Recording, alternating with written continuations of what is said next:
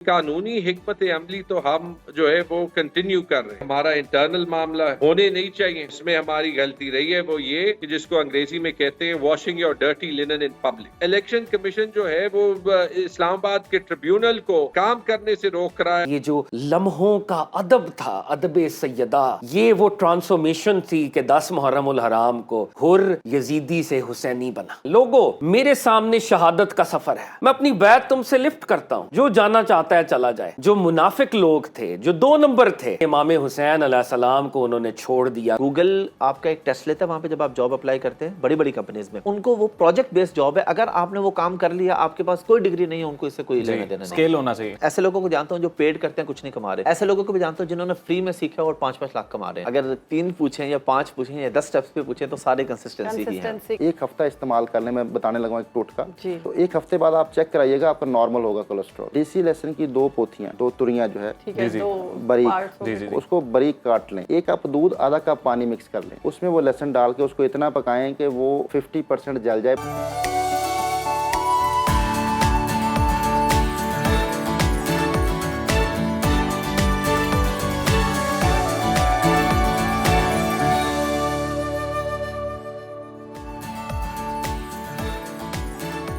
बिस्मिल्लाहिर्रहमानिर्रहीम, अस्सलाम वालेकुम, गुड मॉर्निंग। सुनो पाकिस्तान में आपको खुशामदीद कहते हैं। मैं हूं आपका होस्ट अजीम राना और मेरे साथ मौजूद हैं शहरबानो अवान। उम्मीद आप सब ठीक होंगे, खैरियत से होंगे। अपने प्रोग्राम का बाकायदा आगाज़ करते हैं दिलचस्प तहकीक से। मुझे बहुत पसंद आई है तहकीक, क्योंकि ये मुझसे मिलती जुलती है। आपने अक्सर सुना होगा कि रात को जल्दी सोना और सुबह जल्दी उठना एक अच्छी और सेहतमंद ज़िंदगी की अलामत होती है, जबकि रात को देर गए तक जागना और एक अच्छी आदत नहीं तस्वर की जाती थी। मगर अब माहिरीन ने रात तक देर तक जागने का एक अजीब फ़ायदा दरियाफ्त किया है। एम्परियल कॉलेज लंदन में होने वाली तहकीक के मुताबिक रात गए तक जागने वाले अफराद सुबह जल्द उठने जागने वालों के मुकाबले में दिमागी तौर पर ज़्यादा बेहतर होते हैं। यानी जो रात को देर तक जागते हैं, जब वो सुबह उठते हैं तो दिमागी तौर पर उन लोगों से ज़्यादा बेहतर होते हैं जो रात को जल्दी सो गए होते थे। तो ये जो अभी तक इतनी बातें की जा रही थी ना कि रात को टाइम से सोएं, ये तहकीक तो उसके खिलाफ जा रही है। तहकीक में 26,000 अफराद के डेटा की जांच पड़ताल करके उनकी जहानत और मंतक, रद्द-ए-अमल के वक्त और याददाश्त वगैरह का मुआवजा किया गया। फिर इन लोगों की नींद के दौरान ये मयार और सोने के वक्त का तजुर्बा किया गया और देखा गया कि वो किस वक्त जहनी तौर पर ज़्यादा बेहतर परफॉर्म करते हैं। नताइज से मालूम हुआ कि रात गए तक जागने वाले अफराद जहनी तौर पर सुबह जल्द जागने वालों के मुकाबले में ज़्यादा बेहतर होते हैं। और यहाँ आपको ये भी बताते चलें कि जी इससे कबल इटली में होने वाली एक तहकीक में ये दरियाफ्त किया गया कि रात गए तक जागने वाले अफराद ज़्यादा तख्लीकी सोच का मुजाहरा भी करते हैं। तो अगर आप रात को देर तक जागते हैं तो परेशान मत हो। तो शहरबानो, आप परेशान मत हो, अच्छी खबर आ गई है। मैं खुश हो गई हूँ कि जितनी मर्जी कोशिश कर ले, रात को टाइम से सोया नहीं जाता। अब मैं खुश हो गई हूँ कि अब इसका मतलब है कि हम भी बेहतर लेकिन हैं। वैसे ये भी अभी रिसर्च मजीद करनी चाहिए कि ये जो तहकीक सामने आई है इसमें सैंपल उन्होंने क्या लिया था, कौन से ऐसे अफराद थे जिन पर रिसर्च की गई। ठीक है, रात तक जो देर तक जागते थे उन पर रिसर्च तो हुई, लेकिन अगर वो बुनियादी तौर पर ज़्यादातर नौजवान हैं तो ऑब्वियसली यंगस्टर्स जो हैं वो एज़ कम्पेयर टू ओल्डर या जो वो अफराद हैं, क्योंकि ज़्यादातर बुजुर्गों के बारे में कहा जाता है वो जल्दी सो जाते हैं। हाँ। तो उनके मुकाबले में ऑब्वियसली ज़्यादा बेहतर परफॉर्म करते हैं। अब तो यंगस्टर्स को भी कहा जाता है कि आप जल्दी सोएं। डिप्रेशन, एंजाइटी इसलिए हो रहा है कि आप लोग वक्त पर सोते नहीं है। बात सही है, अगर आपकी नींद पूरी नहीं होगी तो आप वक्त पर उठेंगे नहीं और आपके मामलात ख़राब होंगे तो आप एंजाइटी और डिप्रेशन की तरफ जाएंगे। तो खैर, ये थी रिसर्च जो हमने आप तक शेयर कर दी। अब मजीद इस पर कितनी रिसर्चें सामने आएंगी ये अभी बाकी है, जब आएंगी वो भी आपके साथ शेयर करेंगे। अभी सियासी मामलात पर नज़र डालते हैं जी। हर गुजरते दिन के साथ हालात गंभीर होते नजर आ रहे हैं जी। अदालती महाज पर तहरीक इंसाफ को मखसूस नशिस्तों और इद्दत केस में बड़ा रिलीफ मिला है। अदालती फैसलों पर हुकूमती सफ़ों में बड़ी परेशानी और हलचल भी दिखाई दे रही है। सारे मामले को लेकर वज़ीर आज़म शहबाज शरीफ कोई भी प्रेशर बर्दाश्त ना करने का ऐलान कर रहे हैं, जबकि नवाज शरीफ ये शिकवा कर रहे हैं कि जी सख्त फैसले हमसे करवाए जा रहे हैं मगर लाडला बानी PTI को बनाया जा रहा है। आज मरी में लीगी सदर नवाज शरीफ की सदारत में अहम इजलास भी होने जा रहा है और वज़ीर आला पंजाब मरीम नवाज को भी इस इजलास में तलब किया गया है। तमाम अरकान असम्बली को इस्लामाबाद में रहने की हिदायत की गई है। इजलास में नून लीग की जानिब से मुल्की सियासत से मुतल्लिक बड़े फैसलों का इम्कान जाहिर किया जा रहा है। अदालती फैसलों के बावजूद हुकूमत की किसी भी सूरत जो है वो बानी PTI को रिहा करने के लिए तैयार नहीं है। इद्दत केस में रिहाई के बाद नैब ने साबिक वज़ीर आज़म और बुशरा बीबी को नए तोशाखाना केस में गिरफ्तार कर लिया और 8 रोज़ा जिस्मानी रिमांड भी दिया गया। ज़राए के हवाले से ये भी खबरें सामने आ रही हैं कि जी बानी पीटीआई को दहशतगर्दी के सबसे बड़े मुकदमे में भी गिरफ्तार कर लिया गया है। 9 मई से मुतल्लिक गिरफ्तारी हुई है और लाहौर पुलिस ने साबिक वज़ीर आज़म की जिना हाउस समेत 9 मई के जो 12 मुकदमात हैं उनमें गिरफ्तारी डाल दी है। तो बानी पीटीआई की रिहाई के लिए अब तरीके इंसाफ की क्या हिकमत अमली होगी और मखसूस नशिस्तों का मामला कहाँ तक जाएगा, इस पर बात करने के लिए बड़े खास मेहमान हमारे साथ मौजूद हैं। बिल्कुल, पीटीआई के रहनुमा और साबिक सूबाई वजीर तैमूर सलीम झगड़ा साहब हमारे साथ मौजूद हैं। बहुत शुक्रिया आपके वक्त का तैमूर साहब। अदालती महाज पर 2 बड़े केसेस हम देख रहे हैं, उसमें अहम फैसले पीटीआई के हक में आए हैं, जो यकीनन पीटीआई की बड़ी कामयाबी है। तो क्या समझते हैं इन 2 केसेस से पीटीआई को कितना सियासी फायदा होगा? पहले तो आपने लफ्ज रिलीफ इस्तेमाल किया, ये इंसाफ है, रिलीफ नहीं है। और जो भी अदालत बगैर प्रेशर के, बगैर किसी इन्फ्लुएंस के फैसला करेगी, तो मेरे ख्याल में पिछले 2 साल के जो वाकयात हैं और जो मुहिम चली है पीटीआई को तोड़ने की, तो ये साबित करती है कि ये सारे जो फैसले इंसाफ पे, ये पीटीआई के हक पे जाएंगे। मोमेंटम बढ़ा। जी जी जी जी जी सर, मेरा सवाल ये कि अभी जितने भी अदालती फैसले सामने आ रहे हैं, are you satisfied, PTI satisfied है? देखिए, बड़ा साफ लग रहा है कि अदालती निज़ाम में भी एक टेंशन है। बाज आप जजमेंट्स ऐसे देखते हैं और मुझे अफसोस से कहना पड़ता है कि जहां पे क्लियरली पता चलता है कि जजेस पे प्रेशर है। मैं आपको मिसाल दे दूं कि जब इद्दत के केस में फैसला सुनाते हुए एक जज फैसला सुनाने से बैकआउट हो गए, तो आपको उससे पता चलता है, या उससे पहले जब जिस दिन फैसला सुनाना था एक केस में इस्लामाबाद हाई कोर्ट ने जी, और उसी दिन 26 साल बाद हमें याद आ जाता है कि न्यूक्लियर बॉम्ब्स के दिन हमें छुट्टी मनानी चाहिए, तो आपको पता चलता है कि जजेस पे प्रेशर है। या फिर जब पेशावर हाई कोर्ट में इब्राहिम खान साहब जो फॉर्मर चीफ जस्टिस हैं, वो फैसले सुनाते हैं और उनके अगेंस्ट कैंपेन्स चलती हैं, या इस्लामाबाद हाई कोर्ट के जजेस के बेडरूम्स में जो है वो कैमरे लगते हैं, तो आपको पता चलता है कि प्रेशर है। लेकिन इसके बावजूद ये मानना पड़ेगा कि बहुत से जजेस ऐसे हैं, चाहे वो सुप्रीम कोर्ट में हो, हाई कोर्ट में हो, लोअर कोर्ट्स में हो, जो कि वो प्रेशर बर्दाश्त करते हैं। और ये पाकिस्तान के निज़ाम के लिए अच्छा है। और ऑनेस्टली हम कहीं पे जो है वो कोई रिलीफ नहीं मांगते, हम कहीं पे कोई फेवर नहीं मांगते, मेरिट पे इंसाफ चाहिए, क्योंकि हमें 200% कॉन्फिडेंस कि इमरान खान के केसेस का फैसला अगर मेरिट पे होगा तो हमें कोई हिकमत अमली की जरूरत ही नहीं होगी। वो कब के रिहा हो चुके होते और उनके अगेंस्ट सारे केसेस डिसमिस हो चुके हो। तो झगड़ा साहब, बानी पीटीआई को इद्दत केस में रिहाई के बाद नए तोशाखाना केस में गिरफ्तार किया गया है, और बानी पीटीआई की रिहाई के लिए तहरीक इंसाफ की आपने क्योंकि हिकमत अमली की बात की ना, तो अवाम और हम जानना चाहते हैं कि अब नए केसेस में उनको शामिल किया गया है, तो क्या हिकमत अमली अपनाई जाएगी? आपको लगता है कि ये केस भी पहले केसेस की तरह बिल्कुल फैसला जो है पीटीआई के हक में आएगा? ये तो एक बड़ा सिंपलिस्टिक सवाल है ना। अगर आप ये देख लें कि जिस दिन इमरान खान को जो है वो इंसाफ मिलता है, उसी दिन उनको एक नए केस में अरेस्ट किया जाते। चले उनको तो छोड़े, क्योंकि इमरान खान वजीर आजम थे, एक पॉलिटिकल फिगर हैं, आप कह सकते हैं कि उन पे 200 FIRs है। जिस दिन बुशरा बीबी की कन्विक्शन ओवरटर्न होती है, एक ऐसे केस में जिसको सोसाइटी एट लार्ज ने शर्मनाक कहा है, PMLN वाले भी जब टीवी पे बोलते हैं तो डर के मारे ये नहीं कह सकते कि वो इस केस की सपोर्ट करते हैं, सिवाय एक का दुखा बंदा जो ये इद्दत का केस जी, जिसमें जो ये फैसला हुआ है, ये पाकिस्तान की खवातीन की जीत। तैमूर झगड़ा साहब, अब इससे पहले यकीनन तमाम सियासी हलकों में भी और इवन के कुछ कानूनी हलकों में भी ये बात हो रही थी कि ये बात दुरुस्त है, इद्दत ने कहा केस कोई बहुत तगड़ा केस नहीं है और वो बहुत जल्दी फारिग हो जाएगा, और वही हुआ। अब आपको क्या लगता है कि अब जो नए केसेस हैं, बिलखसूस 9 मई वाला केस जिसमें बानी पीटीआई की गिरफ्तारी अमल में लाई गई है, ये केस कितनी संजीदा नौयत के?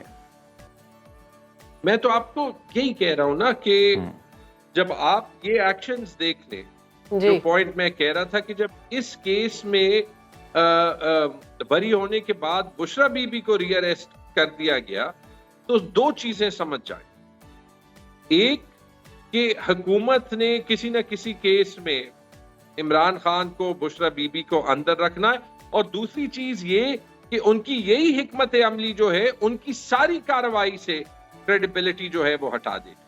कोई क्रेडिबिलिटी उनकी नहीं, चाहे हम जो है वो 9 मई की केसेस की बात करें, चाहे हम जो है वो जो ये क्या कहते हैं वो जो 190 मिलियन वाला केस था, 190 मिलियन उसकी बात करें, क्योंकि ये हम सुन चुके हैं, ये हम जो है वो साइफर के केस में सुन चुके हैं कि बड़ा सीरियस था। आप इसमें एक एक केस उठा ले, वहां विटनेसेस को फोर्स किया जा रहा है। साइफर वाले केस में आजम खान को पकड़ा गया, महीना गायब किया गया, उसके बाद खबर आई कि वो स्टेट विटनेस आए, राइट। ये दूसरे केस में जो ये ठीक मलिक रियाज जी बिल्कुल 190 मिलियन मलिक रियाज पे बार बार प्रेशर डाला जा रहा है। जो केसेस ब्लैक एंड व्हाइट होते हैं उनमें फिर आपको ऐसे जो है वो तैमूर साहब एक करना नहीं। अदालती महाज पर तो मामला चलते रहेंगे और वहाँ पर यकीनन जैसा आपने खुद बोला कि अगर कुछ जजेस पर दबाव है तो कुछ जजेस ऐसे भी हैं कि जो बगैर किसी डर के फैसले कर रहे हैं, तो यकीनन निज़ाम इंसाफ पे और अदालती निज़ाम पे मुकम्मल भरोसा रखना चाहिए, और है भी। आपकी बात से भी ये लग रहा है। सर ये बताइएगा कोई बैकडोर राब्ते जारी हैं, क्योंकि पिछले कुछ दिनों में सियासी राबतों की बाज़गश भी सुनाई दी थी और फिर ये भी कहा जा रहा था कि महमूद खान अचकज़ई की क़यादत में कोई कमेटी तश्कील दी जाएगी जो गवर्नमेंट के साथ बातचीत करे और थोड़ी आइस मेल्ट हो। देखिए, बैकडोर राब्तों की जरूरत होनी नहीं चाहिए, क्योंकि पीटीआई पार्लियामेंट में आपकी गवर्नमेंट से भी डायरेक्टली बात हो रही है, ट्रेजरी बेंचेस से भी डायरेक्टली बात हो रही है, तो वो राब्ते फ्रंट डोर के थ्रू ही हो सकते हैं, तो फिर बैकडोर करने की जरूरत क्या। सही आपने बात की, मैं 2 बातें जो है वो करना चाहूंगा। देखें, पहली बात ये कि कानूनी हिकमत अमली तो हम जो है वो कंटिन्यू कर रहे हैं और इमरान खान रिलीज होंगे। आगे पीछे लोग सड़कों पे भी निकलेंगे। फिलहाल आप देख लेंगे हुकूमत का हाल ये है कि इस्लामाबाद तो छोड़े, तरनौल में जो इस्लामाबाद के सबर्ब्स में एक जगह है बाहर, वहां पे ये एक जलसा बर्दाश्त नहीं कर सके। तो दिखाई देता है तैमूर साहब वज़ीर आज़म on the floor of house dialogue के या बातचीत करने की दावत दे चुके हैं, तो आपको नहीं लगता कि सियासी मामलात बैठकर हल करने चाहिए? कोई पेशरफ्त हुई डायलॉग वाले मामले को लेकर? मैंने वैसे कंसिस्टेंटली कहा है कि जिस दिन हुकूमत सीरियसली एक क्रेडिबल डायलॉग करना चाहेगी ना जी, तो उस दिन डायलॉग खुद ब खुद हो जाएगा। यानी आप ये कहना चाह रहे हैं कि हुकूमत जो है वो हाउस पे हुकूमत सीरियस नहीं है। डायलॉग ऐसे नहीं होता कि बात सुन के आप फ्लोर ऑफ द हाउस पे कहें कि मैं डायलॉग की पेशकश करता हूँ, और जिस दिन इमरान खान को अदालत से इंसाफ मिलता है और उनकी बीवी को एक शर्मनाक केस जो उन पे इंस्टीट्यूट हुआ होता है उस पे इंसाफ मिलता है, उसके बाद आप उनको दोबारा अरेस्ट कर देते हैं। आई एम सॉरी, लेकिन ये दुनिया में झगड़ा साहब आपका ये कहना है कि हुकूमत ये केसेस बनवा रही है और फिर हुकूमत ही इदारों को प्रेशराइज कर रही है? यार, हुकूमत केसेस बनवा रही है, हुकूमत के नीचे कोई इदारे जो है वो बनवा रहे हैं। रिस्पॉन्सिबिलिटी शहबाज शरीफ की, अगर वो डिसएग्री करते हैं, अगर हुकूमत डिसएग्री करती है तो सामने आए और कहे कि हम डिसएग्री करते हैं। फिलहाल राना सनाउल्लाह साहब कह रहे हैं कि हुकूमत बानी पीटीआई को जेल में रखने के लिए आर्टिकल 6 समेत जो भी लग सकता है वो लगाएगी, और हुकूमत अपने मकसद में अभी तक कामयाब होती हमें दिखाई दे रही है। तो क्या हुक्मरान जमात के किसी भी एक नुमाइंदे का इस तरह से कहना दुरुस्त है? आपने सवाल ही ऐसे किया, कैसे दुरुस्त है? हाँ, ये मैं जरूर कहूंगा कि जब राना सनाउल्लाह ने कहा था कि ये हमारी एग्जिस्टेंस की जंग है, कि जो पाकिस्तान का ये एलीट सियासी निजाम है, ये रह ही तब सकता है जब ये इमरान खान को बाहर ना छोड़े, तो फिर समझ आती है कि ये क्यों कर रहे हैं। लेकिन ये सिस्टम जो है it's on it's last leg. नहीं तैमूर साहब, मेरा सवाल ये था कि कोई भी हुक्मरान जमात में अगर कोई नुमाइंदा या वजीर होता है, वो इस तरह का सवाल या इस तरह की बात कर सकता है कि हम कोशिश कर रहे हैं, हम ये कर रहे हैं, हम नए केसेस बना रहे हैं। क्या ये काम अदालतों का नहीं है? अदालतों में यही तो मैं कह रहा हूँ जी, इसमें क्या दुरुस्त है, लेकिन आपको दिखा देता है कि हुकूमत कितनी डेस्परेट है। एक चीज है, याद रखें, ये वैसे आप स्टेटमेंट रिकॉर्ड करके रख लें जो पीएमएलएन ने किया है पिछले 2 साल में, या जो इन्होंने होते हुए छोड़ा है, जब पीएमएलएन ऑपोजिशन में होगी, इनके पास कोई जवाब नहीं होगा कि इनके साथ जो भी होता है ना, ये जो 10,000 वर्कर्स जेल में रहे हैं, ये जो मिलिट्री ट्रायल्स हुए हैं, ये जो डॉक्टर यास्मीन राशिद या कल सनम जावेद को रिलीज किया, उनको भी दोबारा डाल दिया। एक जो है वो छोटी सी सोशल मीडिया एक्टिविस्ट को ये बाहर बाय द लॉ नहीं बर्दाश्त कर सकते, एफआईआर कोई नहीं, दोबारा रीअरेस्ट कर दिया। पीएमएलएन का इसके बाद कोई कंप्लेन ना करे। सही। जगड़ा साहब, अभी मखसूस नशिस्तों का जो फैसला सामने आया, उस हवाले से अभी एफिडेविट जमा करवाना है, हल्फनामा जमा करवाना है आपके एमएनएस को, तो अभी पीटीआई राब्ते में है, ऑन ग्राउंड क्या सिचुएशन है सर?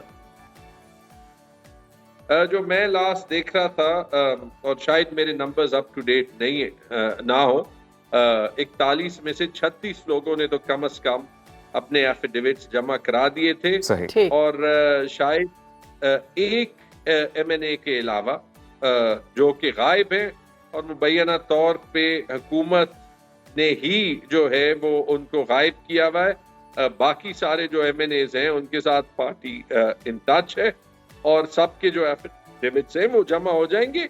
ये एक लॉजिकल बात है। जिसने 9 मई के बाद प्रेस कॉन्फ्रेंस नहीं की, तो वो क्यों अभी ऐसे वक्त पे पीटीआई छोड़े? ठीक। और सर, मुराद सईद बड़े अरसे से मंजर-ए-आम पर नहीं आए। जी, इंशाल्लाह मुराद सईद भी जो है वो किसी न किसी वक्त सामने आएंगे, शायद बेहतर है। जगड़ा साहब, ये जो खबरें आ रही थी विद इन पीटीआई, एक डिवीजन की, एक रिफ्ट की खबरें आ रही थी, और वो उसकी कुछ बातें मंजर-ए-आम पर भी सामने भी आई, खुल-डुल कर भी बयानात को सामने आए, तो इस हवाले से क्या इतलात हैं? जी, रिफ्ट जो भी होते हैं, हमारा इंटरनल मामला है, होने नहीं चाहिए, और जो चीज होनी नहीं चाहिए, और इसमें हमारी गलती रही है, वो ये कि जिसको अंग्रेजी में कहते हैं washing your dirty linen in public. जी जी। जब हम अपने अंदरूनी इख्तलाफात जो है वो पब्लिक करेंगे, तो उससे जो हमारा मिशन है, और अल्लाह ताला ने मौका दिया है कि वाकई पाकिस्तान को अपने आईनी और जमहूरी निज़ाम की पटरी पे हम चलाएं, तो जो ये छोटे मोटे मसले होते हैं और इसको हम पब्लिक करते हैं, ना कि इनको इंटरनली सॉल्व करें, तो नुकसान इमरान खान को पहुंचता है, नुकसान हमारी इस जिदोजहद को पहुंचता है। ये बात गलत है। आई एम ग्लैड कि पिछले चंद दिनों में ये थोड़ा कम हो गया, क्योंकि ये सिर्फ हमारे मुखालिफिन को ही जो है। जगड़ा साहब, अब इलेक्शन कमीशन ने तहरीक इंसाफ का इंट्रा पार्टी जो इलेक्शंस थे वो 23 जुलाई को केस की समाअत जो है मुकर्रर की है, और ये अगर ये फैसला तहरीक इंसाफ के खिलाफ आ जाता है तो फिर मखसूस नशिस्तों का क्या होगा? पीटीआई को कैसे मिलेंगी वो? मुझे नहीं पता। अगर इलेक्शन कमीशन ने अपने आप को पीएमएलएन की बी टीम डिक्लेयर करना है, अगर उन्होंने करना है, तो फिर वो कर लें। अभी तो सुप्रीम कोर्ट का फुल कोर्ट का फैसला भी आ गया। उसके बाद तो मैं एक्चुअली जो डिमांड है मेरी, नंबर 1, ये सारे इंतखाबात पे जुडिशियल इंक्वायरी अपॉइंट हो, क्योंकि सुप्रीम कोर्ट के इस फैसले ने बेसिकली इलेक्शन कमीशन को इंक्रिमिनेट कर दिया, जब वो कहते हैं कि under the peculiar circumstances of election 2024, यानी जो पेचीदा सर्कमस्टांसेस में ये इलेक्शन हुआ था, और के इलेक्शन कमीशन ने 11 जजेस ने कहा कि इलेक्शन कमीशन ने सुप्रीम कोर्ट के फैसले को मिस इंटरप्रेट किया है, गलत लिया है, पीटीआई को पॉलिटिकल पार्टी के राइट्स ना देके। तो उसके बाद मेरे ख्याल में इलेक्शन कमीशन जो जहां पे सिर्फ ये बात नहीं, ये इंक्वायरी भी होनी चाहिए, ताकि वाकई देख लें कि क्या रोल है। कैसे हो सकता है कि पेशावर की मिसाल ले लें, 18 में से 9 सीटों पे रिजल्ट फौज हुए हैं, जिन सीटों पे जीते हैं वहां पे भी इलेक्शन कमीशन के वेबसाइट पे सबूत मौजूद है, कुछ पोलिंग स्टेशंस के रिजल्ट्स चेंज किए हैं। और कैसे हो सकता है कि इलेक्शन कमीशन इसका नोटिस ना ले? यही काम लाहौर में हुआ है, यही काम इस्लामाबाद में हुआ है, यही काम कराची में हुआ है, और नोटिस लेने के बजाय इलेक्शन कमीशन जो है वो इस्लामाबाद के ट्रिब्यूनल को जो है वो काम करने से रोक रहा है, कभी उससे रिटायर्ड जज को जो है वो दे देता है, ऑर्डिनेंसेस गवर्नमेंट से पास करा रहा है कि जो इन्होंने चोरी की है, डाका डाला है, कि वो सामने ना आए। ठीक है, अब तो कॉन्सिक्वेंट नेक्स्ट स्टेप क्या है कि इसकी तहकीक हो और ये फॉर्म 45 फॉर्म 47 वाला मामला जो है ये इख्तिताम तक पहुंचे। तैमूर साहब, अब ये भी खबरें आ रही थी कुछ दिन रोज पहले कि बानिया पीटीआई जो है भूख हड़ताल का सोच रहे हैं, क्या इसमें कोई सदाकत है? जी, उन्होंने पब्लिक स्टेटमेंट दी है, मेरे ख्याल में अशूरे के बाद देखते हैं, और ये मैं मेरे ख्याल में कह सकता हूँ कि ये कौम इमरान खान के साथ खड़ी होगी। तो आपको लगता है कि हुकूमत को या फिर बाकी दीगर इदारों को उनकी भूख हड़ताल से कोई फर्क पड़ेगा? देखिए, रेजिस्टेंस कोई ना कोई तरीका जो है वो ढूंढ लेते। आप जलसे नहीं होने देंगे, आप सोशल मीडिया से इतने डरेंगे, आप जो है वो प्रेस को सेंसर करेंगे। जो जब जब जब जब जब अवाम ने फैसला कर लिया है कि वो आपके साथ नहीं है, तो कोई ना कोई रास्ता मिल जाएगा। और ये पाकिस्तान के लिए बेहतर है कि हम पॉलिटिकल सिचुएशन को नॉर्मलाइज करें, लेकिन उसके लिए वजीर आजम को फ्लोर ऑफ द हाउस पे बात नहीं करनी होगी, उनको क्रेडिबिलिटी के साथ एक रास्ता जो है वो दिखाना होगा, जिसके तहत जो नाइंसाफियां हुई हैं पॉलिटिकल प्रिजनर्स के साथ 8 फरवरी के इलेक्शन में, कि इंसाफ पे अपनी इन्वेस्टिगेशन के बाद उसका हल निकल सके और जल्द निकल सके। जगड़ा साहब, अब पीटीआई के मुतालिबात मनवाने के लिए बानी पीटीआई ने तो अपनी हिकमत अमली वाज़े की, वो भूख हड़ताल करेंगे। बाकी पीटीआई क्या करने जा रही है under the leadership of opposition leader जो हैं उमर अयूब साहब? आप लोग सिर्फ पार्लियामेंट में ही अब अपनी जंग लड़ेंगे अपने मुतालिबात मनवाने के लिए, या बाहर सड़कों का भी रुख किया जाएगा? पार्लियामेंट पे भी लड़ेंगे, सड़कों पे भी रोक किया जाएगा। आप जो है वो सिर्फ इतना कॉन्टेक्स्ट जो है वो जान ले, आप भी मानेंगे कि इस्लामाबाद में और पंजाब में इफेक्टिवली पीटीआई के डेमोन्स्ट्रेशंस के लिए तो एक क्वाज़ाई मार्शल लॉ है। तो अगर ऐसे हालात में आप ये कह रहे हैं कि हम अपने वर्कर्स को निकालें, वो निकालेंगे, लेकिन हम अपनी हिकमत अमली के तहत निकालेंगे। और इंशाअल्लाह ये प्रेशर ही जो है ये इमरान खान को भी निकालेगा। और अल्टीमेटली ये जो निज़ाम है जहाँ पे एक वजीर आजम 17 सीटें लेके हुकूमत का दावा कर रहे हैं और पाकिस्तान के निज़ाम को चला रहे हैं, this can not be allowed to run like. ठीक है झगड़ा साहब, हम देख रहे हैं कि पीटीआई और सुन्नी इत्तेहाद काउंसिल, अगर इनकी बात की जाए तो अपोजिशन की बड़ी जमातें हैं ये, लेकिन पीटीआई की बिलखसूस बात करें तो अभी अपने अंदरूनी मामलात से ही हल नहीं हो पा रहे उनसे। तो अपोजिशन के तौर पर कब सामने आएंगे, वो अवाम की बात कब करेंगे? नहीं, मेरे ख्याल में बड़ी स्ट्रॉन्ग अपोजिशन के तौर पे सामने आ रही है।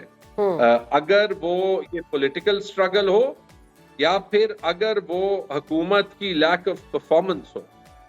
पाकिस्तान में इस हुकूमत ने इश्यूज इतने बना दिए, कॉन्स्टिट्यूशनल इश्यूज, लीगल इश्यूज, महंगाई के इश्यूज, जिसके तहत तमाम जो है वो पिस रहे हैं, पॉलिटिकल इश्यूज, कि वो मीडिया पे 24 घंटे काफी नहीं होते कि बिजली के बुनियादी टैरिफ जो है उनमें मजीद इजाफा कर दिया गया है। आपको ये बताती चलूं मैं, बिजली के बुनियादी टैरिफ में 7 रुपए 12 पैसे इजाफा किया गया सर। बिजली के निजाम पे तो अगर आप जो है वो थोड़ा सा टाइम देना, तो जो पीएमएलएन ने किया है पाकिस्तान की नस्लें याद रखेंगी। पहले तो ये कि मैं बल्कि ये देख रहा था कि अभी ये हेडलाइन जो थी कि पावर शॉक, बिजली बम सिर्फ नहीं है, ज्यादातर पाकिस्तान में तो बिजली ही नहीं है, तो जिसको बिजली नहीं दी जा रही तो वो बस बिल दे ना दे, आप यही कह सकते हैं कि एक सिल्वर लाइनिंग ये भी देख लें कि ये हुआ क्यों है। ये जो गुड गवर्नेंस वाली हुकूमत थी जिसने आज से 10 साल पहले कहा था कि हम बिजली ठीक करेंगे, 2500 अरब रुपए हम कैपेसिटी पेमेंट्स के दे रहे हैं।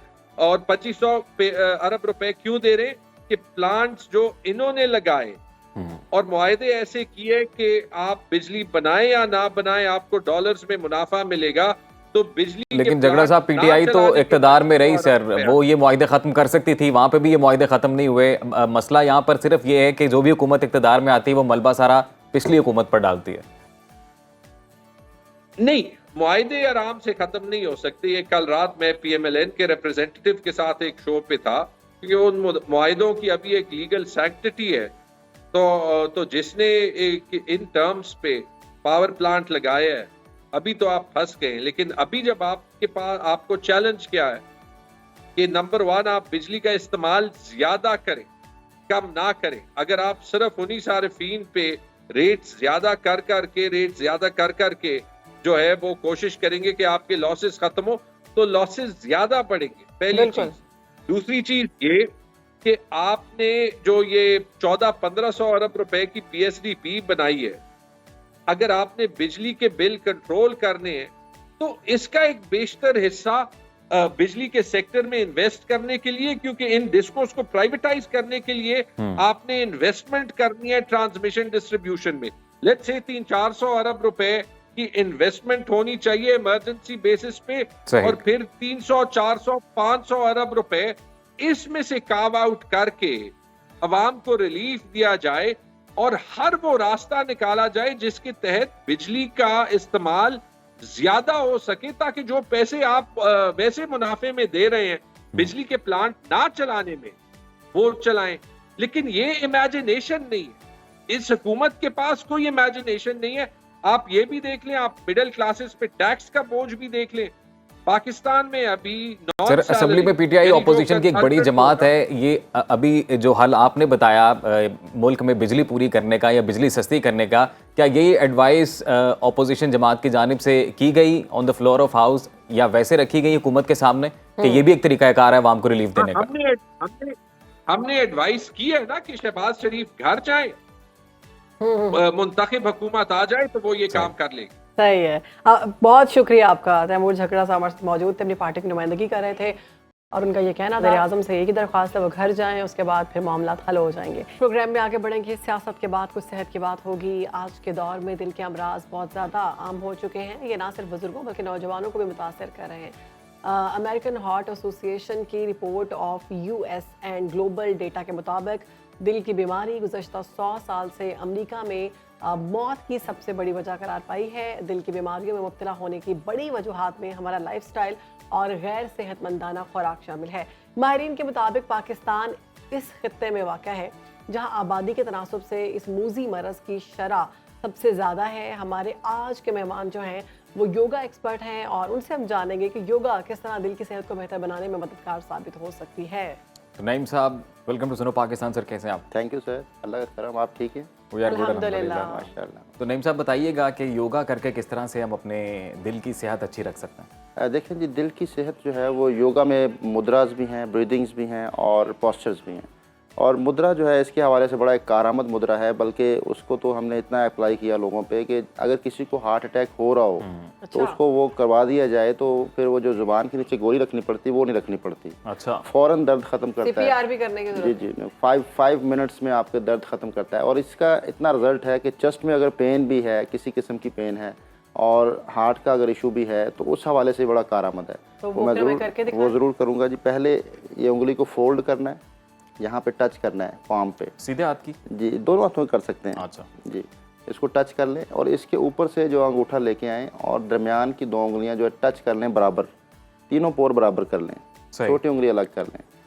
तो ये अपान वायु मुद्रा इसका नाम है। अपान वायु मुद्रा। और ये दोनों हाथों की करनी होती है? दोनों हाथों से, एक हाथ से भी कर सकते हैं। चेस्ट पेन आ रही है या फिर आपको लग रहा है कि आपको हार्ट अटैक आ रहा है? अच्छा, योगा इसके बारे में क्या कहता है, इसका एक और नाम भी है। इसका एक नाम है जीवत मुद्रा, जिंदगी वाला मुद्रा। योगा ये कहता है कि जो इंसान इसको डेली करता है उसको कभी हार्ट अटैक नहीं आएगा। ये कितनी देर तक? ये दिल को सेहतमंद रखने के लिए। हम तो रोज सुबह करेंगे। रोज कितनी देर तक? 15 मिनट्स। 15 मिनट्स हमने ऐसे 15 मिनट्स तक रखना है? जी जी, 15 मिनट हाथों में नहीं, आप इसको रिलैक्स रखें, आप हाथों को बिल्कुल सॉफ्ट रखें, जोर नहीं लगाना, सिर्फ टच करना है। मुद्रा का जो है ना वो सिर्फ टच करते हैं, इसमें जोर लगाएंगे तो हाथ थक जाएंगे आपके। और इसमें आप जो है वो बिल्कुल पोजीशन कोई भी हो सकती है, हाथों को नीचे की तरफ भी ला सकते हैं, कोई इशू नहीं है। अच्छा, मैंने अक्सर लोगों को देखा वो इस तरह करके बैठे होते हैं, इसका मतलब है मुद्रास कर रहे होते हैं। तो मुद्रा जो है ये बड़ा बेस्ट है। इसमें कह लें कि ये आपके दिल की सेहत को तो बेहतर करता है, साथ आपको जो है वो गैसेस का अगर इशू है, ऐसा अक्सर लोगों को दिल का इशू नहीं होता। गैसेस जो है ना वो दिल की तरफ ट्रेवल करती है, हम ये कर सकते हैं। जी जी, दिल की तरफ ट्रेवल करती हैं। और जो दिल के अमराज हैं उनमें आजकल जो रेशो है वो है एंजाइना पेन की वजह से जो है ना हार्ट अटैक आता है। एंजाइना पेन है क्या कि आपके जो दिल की सप्लाई है वो खून की सप्लाई दिल की तरफ वो बहुत मैनुअल है, वो उसको बहुत स्लो होने की वजह से जब आपकी खून दिल की तरफ नहीं पहुंच पाता तो आपको फिर हार्ट अटैक होता है, हार्ट अटैक आता है। तो उसके लिए जो है वो आपको अपने बैक मसल्स को स्ट्रेच करना है, बैक मसल्स फॉरवर्ड बेंड करना है आपको। लेकिन उसमें ये कि आप लेट के भी कर सकते हैं। आप बहुत सारे लोग ऐसे हैं जो फॉरवर्ड बेंड नहीं कर सकते, कमर में तकलीफ है या और बहुत सारी चीज़ें, तो लेट के आप कैसे कर सकते हैं कि आप लेटें और अपने टांगें सीधी करके सिर्फ पाँव स्ट्रेच कर लें। ओके, सही। पाँव स्ट्रेच करने हैं अपनी तरफ। ओके, और फिर आगे की तरफ। वैसे ही बड़ा रिलैक्स महसूस होता है। 10 सेकंड अपनी तरफ, 10 सेकंड सामने की तरफ। आप ब्लॉकेज है अगर हार्ट में, जी ब्लॉकेज भी है तो ये खून की सप्लाई दिल की तरफ बढ़ाते हैं काफ मसल्स। काफ मसल्स को जब स्ट्रेच किया जाता है तो दिल बहुत हेल्दी होता है और दिल जो है वो उसकी मावनत होती है ब्लड सप्लाई जो दिल की तरफ है। दिल कभी भी खून वापस नहीं लेता। और दिल की सप्लाई को बेहतर करने के लिए जो है वो एक और जो है वो बात करना ज़रूरी है कि अगर स्ट्रेस एंग्जाइटी है तो भी आपको जो है वो खून की सप्लाई स्लो होती है। आप स्ट्रेस एंग्जाइटी की वजह से भी दिल की तरफ आपके प्रॉब्लम आते हैं। तो उसके लिए भी एक योगा ने मुद्रा बताया जिसका नाम है अभाया हरदिया मुद्रा। अभाया हरदिया मुद्रा। अभाया कहते हैं जो है ना वो स्ट्रेस एंग्जाइटी। अच्छा, हाँ, संस्कृत जुबान के लफ्ज़ है। सही। ये जो उसको खाली करना, ब्रेन को खाली करना, थॉटलेस। ये बताएं, ये तो बड़ा ज़रूरी है हमारी आज के वक्त। यूं टच करेंगे, ये क्रॉस कर लें, पहले छोटी उंगली को टच किया और रिंग फिंगर को आपस में टिप टच किए और फिर आप इंडेक्स फिंगर को टच करेंगे और बड़ी उंगली और अंगूठे को मिलाएंगे। सही, ऐसे बड़ी उंगली और अंगूठे को। फिर मैं करता हूँ, आप एक दफ़ा देखिएगा। क्रॉस किया, क्रॉस, छोटी उंगली के टिप टच किए, रिंग फिंगर के टिप टच किए, बड़ी उंगली को मिला लें अंगूठे के साथ। ओके, और इंडेक्स फिंगर आपस में मिला लें, टिप। ये वैसे मुझे नहीं सब समझ आ गया कि ये मुद्रा क्या काम करता है। क्या करता है ये? बेसिकली मुझे लग रहा है माइंड ट्रिक ज्यादा है कि आपका दिमाग का फोकस उंगलियां मिलाने में इतना हो जाता है कि कोई थॉट आती नहीं आपके से। ये खाली करने के लिए और इसके बड़े फायदे हैं। जी बिल्कुल, ये स्ट्रेस कम करता है। ये स्ट्रेस ये बनाया किसने मुद्रा? मुझे बड़ा हैरानी होती है सुनकर। मुद्रा हमें भी नहीं पता किसने बनाए, हमने पढ़ा है इनको। ये वाकई काम करते हैं। और मैं नाम इसलिए लेता हूँ कि आप सर्च कर सके ना। देखिए, कभी आपने वर्क किया, कभी देखा है कि हम तो करते रहते हैं। हम तो इन चीज़ों के साथ ही रहते हैं, 24 घंटे योगा में रहते हैं। तो इसी तरह ही हम लेकिन इनसे भी तो याद भी नहीं रहते इतने ज्यादा मुद्रा जी, इसको याद रखने की प्रैक्टिस आता है तो उसके लिए कोई मुद्रा है। बहुत ज़्यादा गुस्सा आता है तो उसमें देखें, गुस्सा कंट्रोल करने के लिए जो है ना वो मोटर नर्व्स को यूज़ करना पड़ता है। याद रखिएगा, जब आपका दिमाग जो है वो गुस्से में होता है ना तो वो सेंस कर रहा होता है, चीज़ों को सेंस कर रहा होता है, सेंसरी नर्व्स के ऊपर प्रेशर होता है। तो गुस्से के दौरान आपको मूवमेंट करनी है। आपने करना शुरू कर, आपने उसको डाइवर्ट करना है। ये तो फरमान भी है ना कि अगर आपको गुस्सा आया बैठ जाएं, बैठे हैं तो उठ जाएं। टेक्निकली बात यह है कि आपने उसको डाइवर्ट करना है। डाइवर्ट करने से मुराद ये कि आप सेंसरी नर्व से उसको मोटर नर्व्स पे शिफ्ट करना है। आपका दिमाग ऑर्डर देने की पोजीशन में आ जाए, आप कोई एक्टिविटी करें। एक्टिविटी करने से जो है वो गुस्सा खत्म हो जाता है, सिचुएशन से हट जाए। और ये चीज़ मोटर नर्व्स को आपने मसरूफ करना है। तो ये चीज़ अच्छा, दिल के लिए जो है वो एक और मैं बात करना चाहूँगा कि अगर हार्ट बीट आपकी जो है वो स्लो हो जाती है, अक्सर लोगों की हार्ट बीट स्लो हो जाती है, तो उसमें क्या करना चाहिए? और हार्ट बीट तेज़ हो जाए तो क्या करना चाहिए? अगर हार्ट बीट तेज़ हो जाए तो फिर तो एक ब्रीदिंग है जिसका नाम है बरामरी। उसमें जो है वो कान बंद करके आपने ऊंची आवाज़ में शोर करना होता है। नाक से सांस लेके नाक से निकालना है, आंखें बंद रखनी है।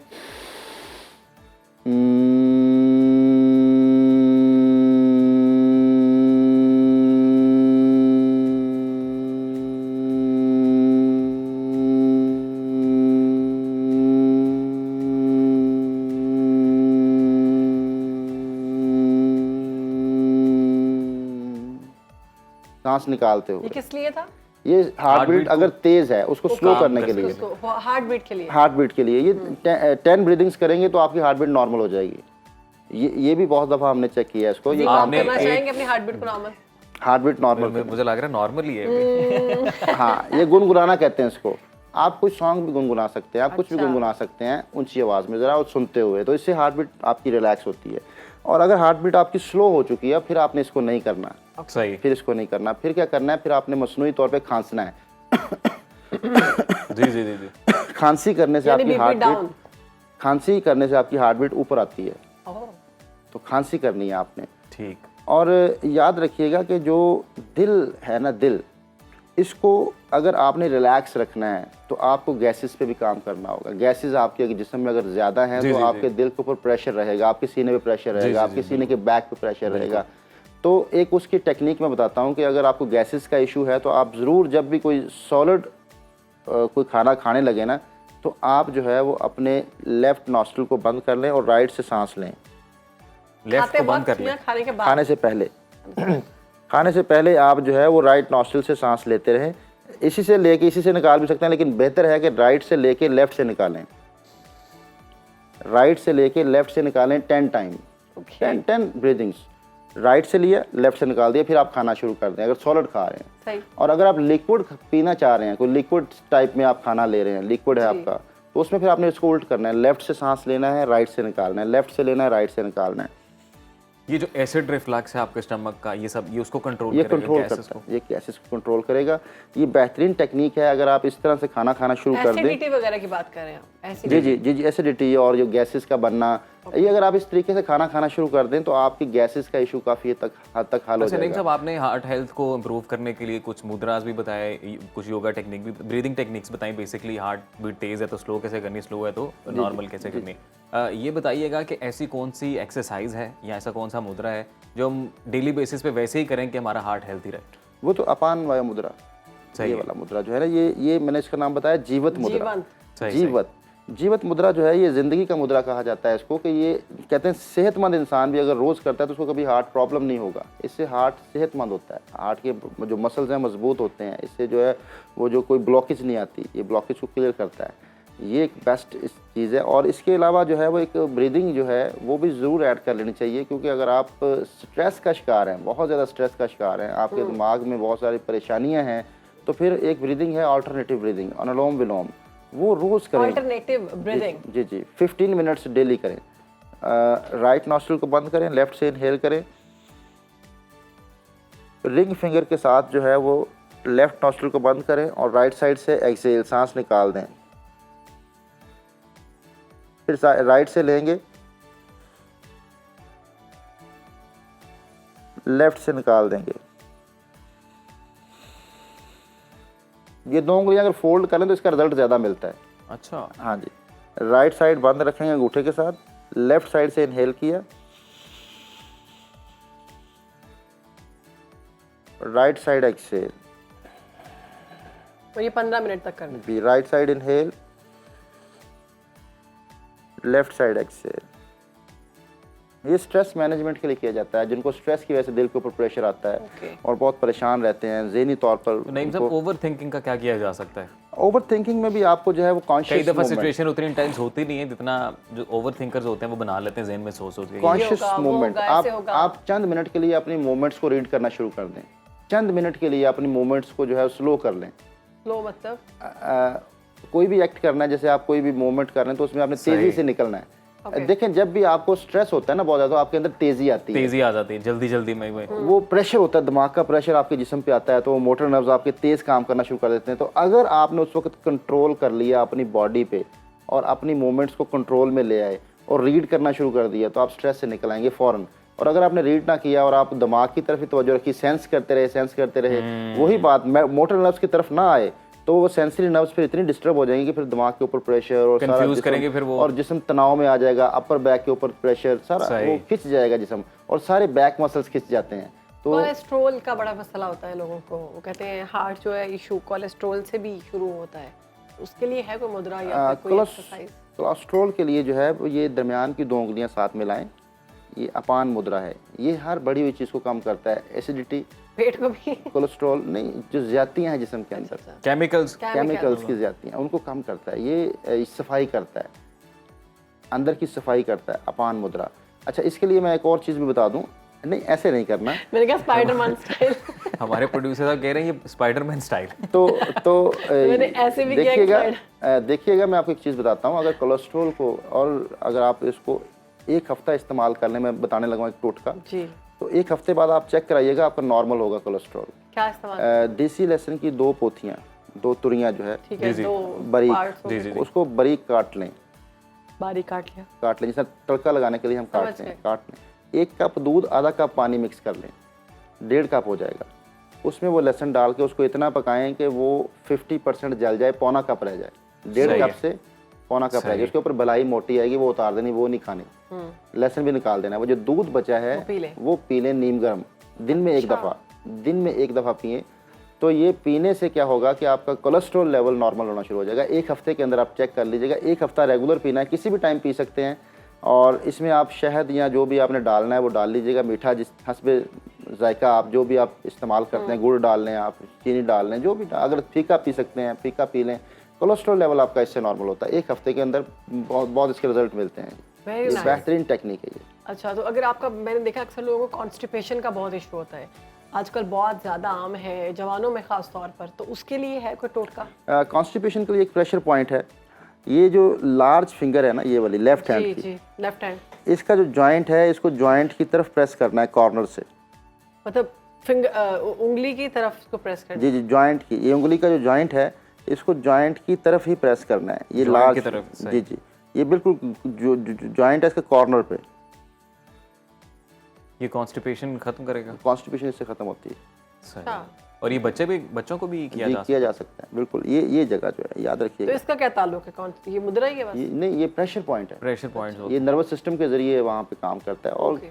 और देखें, कब्ज के लिए जो है ना, वो आपको कोशिश ये करनी चाहिए कि खाना जो है वो चबा के खाएं। बहुत ज़्यादा हम दांतों का काम आंतों से लेते हैं। जब तक हम दांतों का काम दांतों से नहीं लेंगे तो कब्ज तो होगी। और हम खाना जो है वो खोए हुए खाते हैं, कहीं और पहुंचे होते हैं, टीवी देखते हुए या मोबाइल फोन पे कोई चीज लगा आप पहले प्रोग्रामिंग तो एक्टिवेट करें ना कि आप क्या कर रहे हैं। आप जो कर रहे हैं उसमें मेंटली इन्वॉल्व हों। मेंटली इन्वॉल्व होने से वो फंक्शन आपके एक्टिवेट हो जाते हैं। हम जब खोए हुए होते हैं तो फंक्शन एक्टिवेट नहीं होते, जिस वजह से फिर आपको कब्ज और ये गैसेज, ये मुख्तलिफ चीज़ें। सबसे जो बड़ी चीज़ है वो है अवेयर रहना। आपने हर लम्हे से अवेयर होकर रहना है। सही। आप जो भी कर रहे हैं, लिव इन अ मोमेंट। हाँ, जो भी कर रहे हैं, आपने जो भी करना है उसको मेंटली इन्वॉल्व होना है। मेंटली इन्वॉल्व होने से क्या होगा कि आपके तमाम फंक्शन एक्टिवेट होंगे। ठीक है, बहुत शुक्रिया आपका योगी नईम साहब। बहुत ज़बरदस्त आपने टोटके और आपने मुद्रास बताए और आई एम श्योर कि आप लोगों के काम आएंगे। हमारे पेज पर, हमारे जब ये सेगमेंट अपलोड होता है उसके नीचे कमेंट्स में बताया करें कि आपके लिए कितना फ़ायदेमंद था। और अगर कोई ऐसा टॉपिक जो आप चाहते हैं कि वो भी डिस्कस करें योगी नईम साहब के साथ, तो वो भी आप कमेंट कर सकते हैं। नाज़रीन, अब बच्चों के हवाले से कुछ बात कर लेते हैं। गर्मी की छुट्टियां सबको पता है कि जी जा रही हैं इस वक्त, और हुकूमत की इजाज़त के बाद बच्चों के लिए मुख्तलिफ समर कैंप्स भी लगाए जा रहे हैं, जहाँ उनकी जहनी और इखलाकी तरबियत के साथ साथ जिस्मानी नशोनुमा पर भी खसूसी तवज्जो दी जा रही है, और उन्हें सेहतमंद और तवाना रखने के लिए मुख्तलिफ फिजिकल एक्टिविटीज़ भी कराई जा रही हैं। बिल्कुल, रुबीना यूसुफ वहाँ पर मौजूद हैं। देखते हैं कि उस समर कैंप में क्या हो रहा है। हम भी विजिट करते हैं आपके साथ। रुबीना,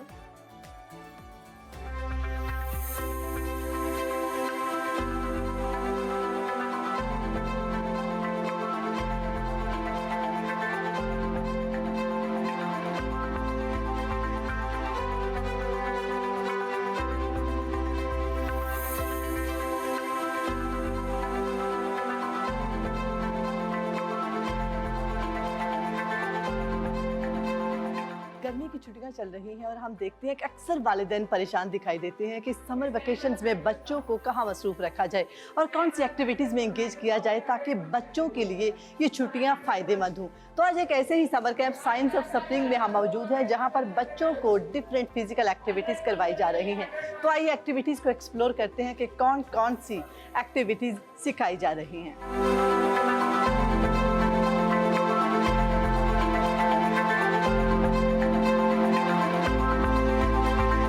एक्टिविटीज़ के कोच या फिर जिम इंस्ट्रक्टर हमारे साथ मौजूद है। इनसे बात करते हैं कि कितना मुश्किल है बच्चों को सिखाना।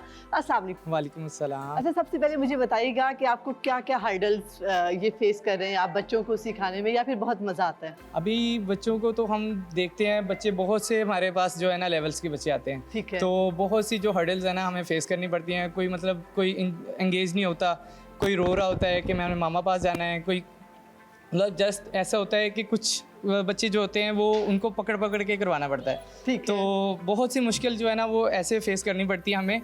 तो लेकिन हमारी जो कोशिश होती है, हम बहुत स्ट्रगल के बाद जो बच्चा एंगेज कर ही लेते हैं। माशाल्लाह हमारे पास जो है इतनी चीज़ें हैं कि हम जो है ना किसी चीज़ में जो है उनको एंगेज कर लेते हैं। ज़बरदस्त। अच्छा, हमारे घर पर माएँ बैठी हुई हैं, फादर्स हैं, वो देख रहे हैं बच्चे उनको घर पर तंग कर रहे हैं, क्या मैसेज देना चाहेंगे कि वो यहाँ छोड़ जाएं और आप लोगों को तंग करने लग जाएं? मैं यही मैसेज देना चाहता हूँ कि उनको घर में से निकाल के उनको जो है ना वो किसी ना किसी एक्टिविटी में जो है वो उनको लेके आना चाहिए बच्चों को, जो उधर सारी एनर्जी वेस्ट करते हैं शरारतों में, ये इधर उधर के जो काम करते हैं बच्चे या स्क्रीनिंग वगैरह यूज़ करते हैं, उससे थोड़ा दूर होके एक्टिविटी में आ जाएं ताकि वो मेंटली तौर पे भी और फिज़िकल तौर पे भी वो फिट हो जाएं बच्चे।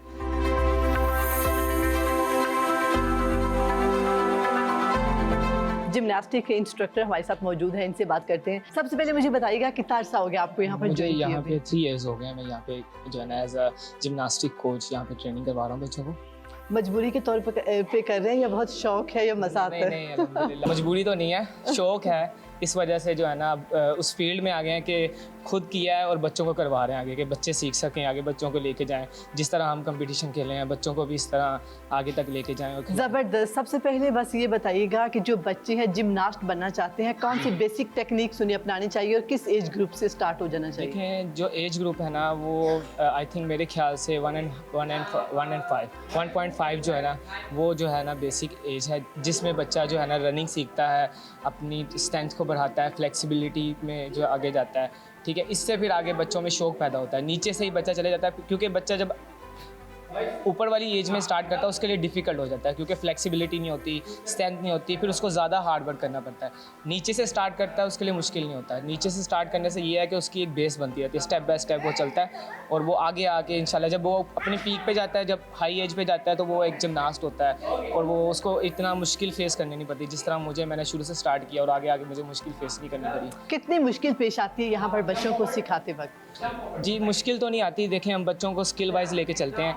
अब जो बच्चा जितनी स्ट्रेंथ का है उसको उतनी स्ट्रेंथ की ट्रेनिंग करवाते हैं, उस तरह उसके लेवल के मुताबिक करवाते हैं और उसको समझाते हैं, गाइड करते हैं। एक अच्छा कोच यही होता है कि बच्चे को उसकी एज के मुताबिक, उसकी स्ट्रेंथ के मुताबिक, उसकी फ्लेक्सिबिलिटी के मुताबिक करवाए, ना तो बच्चा फटीक में जाए, ना बच्चा भागे गेम से, और फ़न भी करे और वो आगे लर्न भी करे।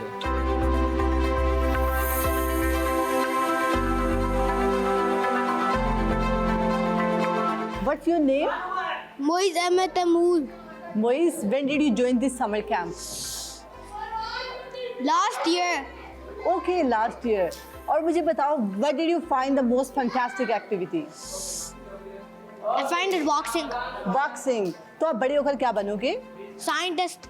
साइंटिस्ट बनोगे। जबरदस्त। और यहाँ पर कौन सी एक्टिविटी आपको बहुत पसंद है कि आप बार बार करते हो?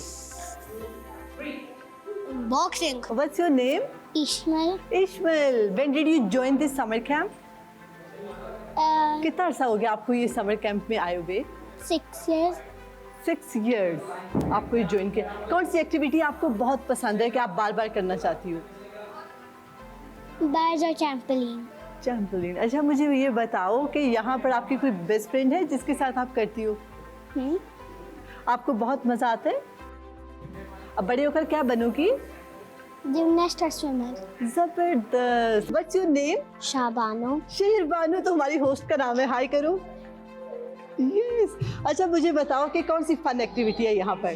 Gymnastics. जिम्नास्टिक्स में कौन सी एक एक्टिविटी है जो आप बार बार करना चाहती हो? Control. अच्छा, मुझे बताओ बड़ी होकर क्या बनेगी शहरबानो?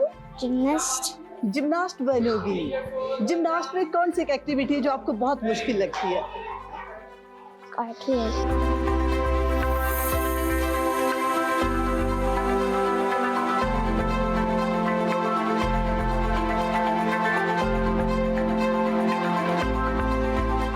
ये जिम्नास्टिक की क्लास, अभी हमने कुछ बच्चों से बात की, वो बड़े होकर जिम्नास्ट बनना चाहते हैं, कोई साइंटिस्ट बनना चाहता है। तो यहाँ पर जो और बच्चे हैं हम उनसे बात करते हैं जो अभी ये सीख रहे हैं। ये जो बहुत छोटे बच्चे हैं ये भी जंप करना सीख रहे हैं और ये इनके कोच हैं जो इनको सिखा रहे हैं। का नाम क्या है? Nile. नाइल, बड़े होकर क्या बनोगे? Diver. डाइवर। और यहाँ पर कौन सी फन एक्टिविटी लगती है आपको? Wait, no, swimmer. Swimmers, you want to become a swimmer? Yeah. Okay, which activity did you find most fantastic? Drawing whales. Drawing wheels. Wait. When did you join this summer camp? Like I was doing it with my khala. I was making it with my khala, but it was too hard for me. But my khala teach me how to make it. Okay.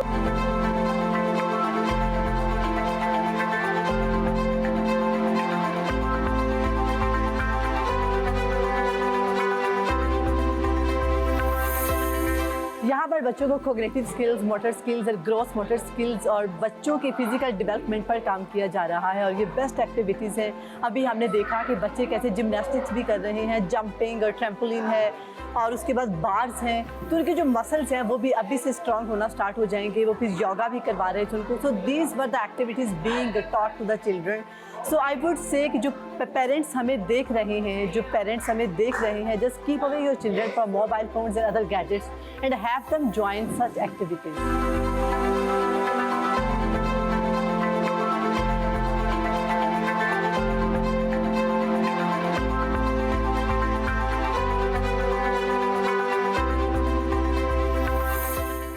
Thank you Rubina, बहुत refreshing package था जिसमें बच्चों को देखते हुए बहुत अच्छा लगा। सुबह के टाइम वो फिजिकल एक्टिविटी में मशगूल हैं, मोबाइल और टैब्स छोड़े हुए हैं, बड़े अच्छे तरीके से वो काम कर रहे हैं, दौड़े लगा रहे हैं, योगा कर रहे हैं और बहुत सारे काम कर रहे हैं। इस तरह से बच्चों को एक्टिविटीज़ की ज़रूरत है, ख़ास तौर पर फिजिकल एक्टिविटीज़ की ज़रूरत है, तो आप लेकर जाएँ बच्चों को।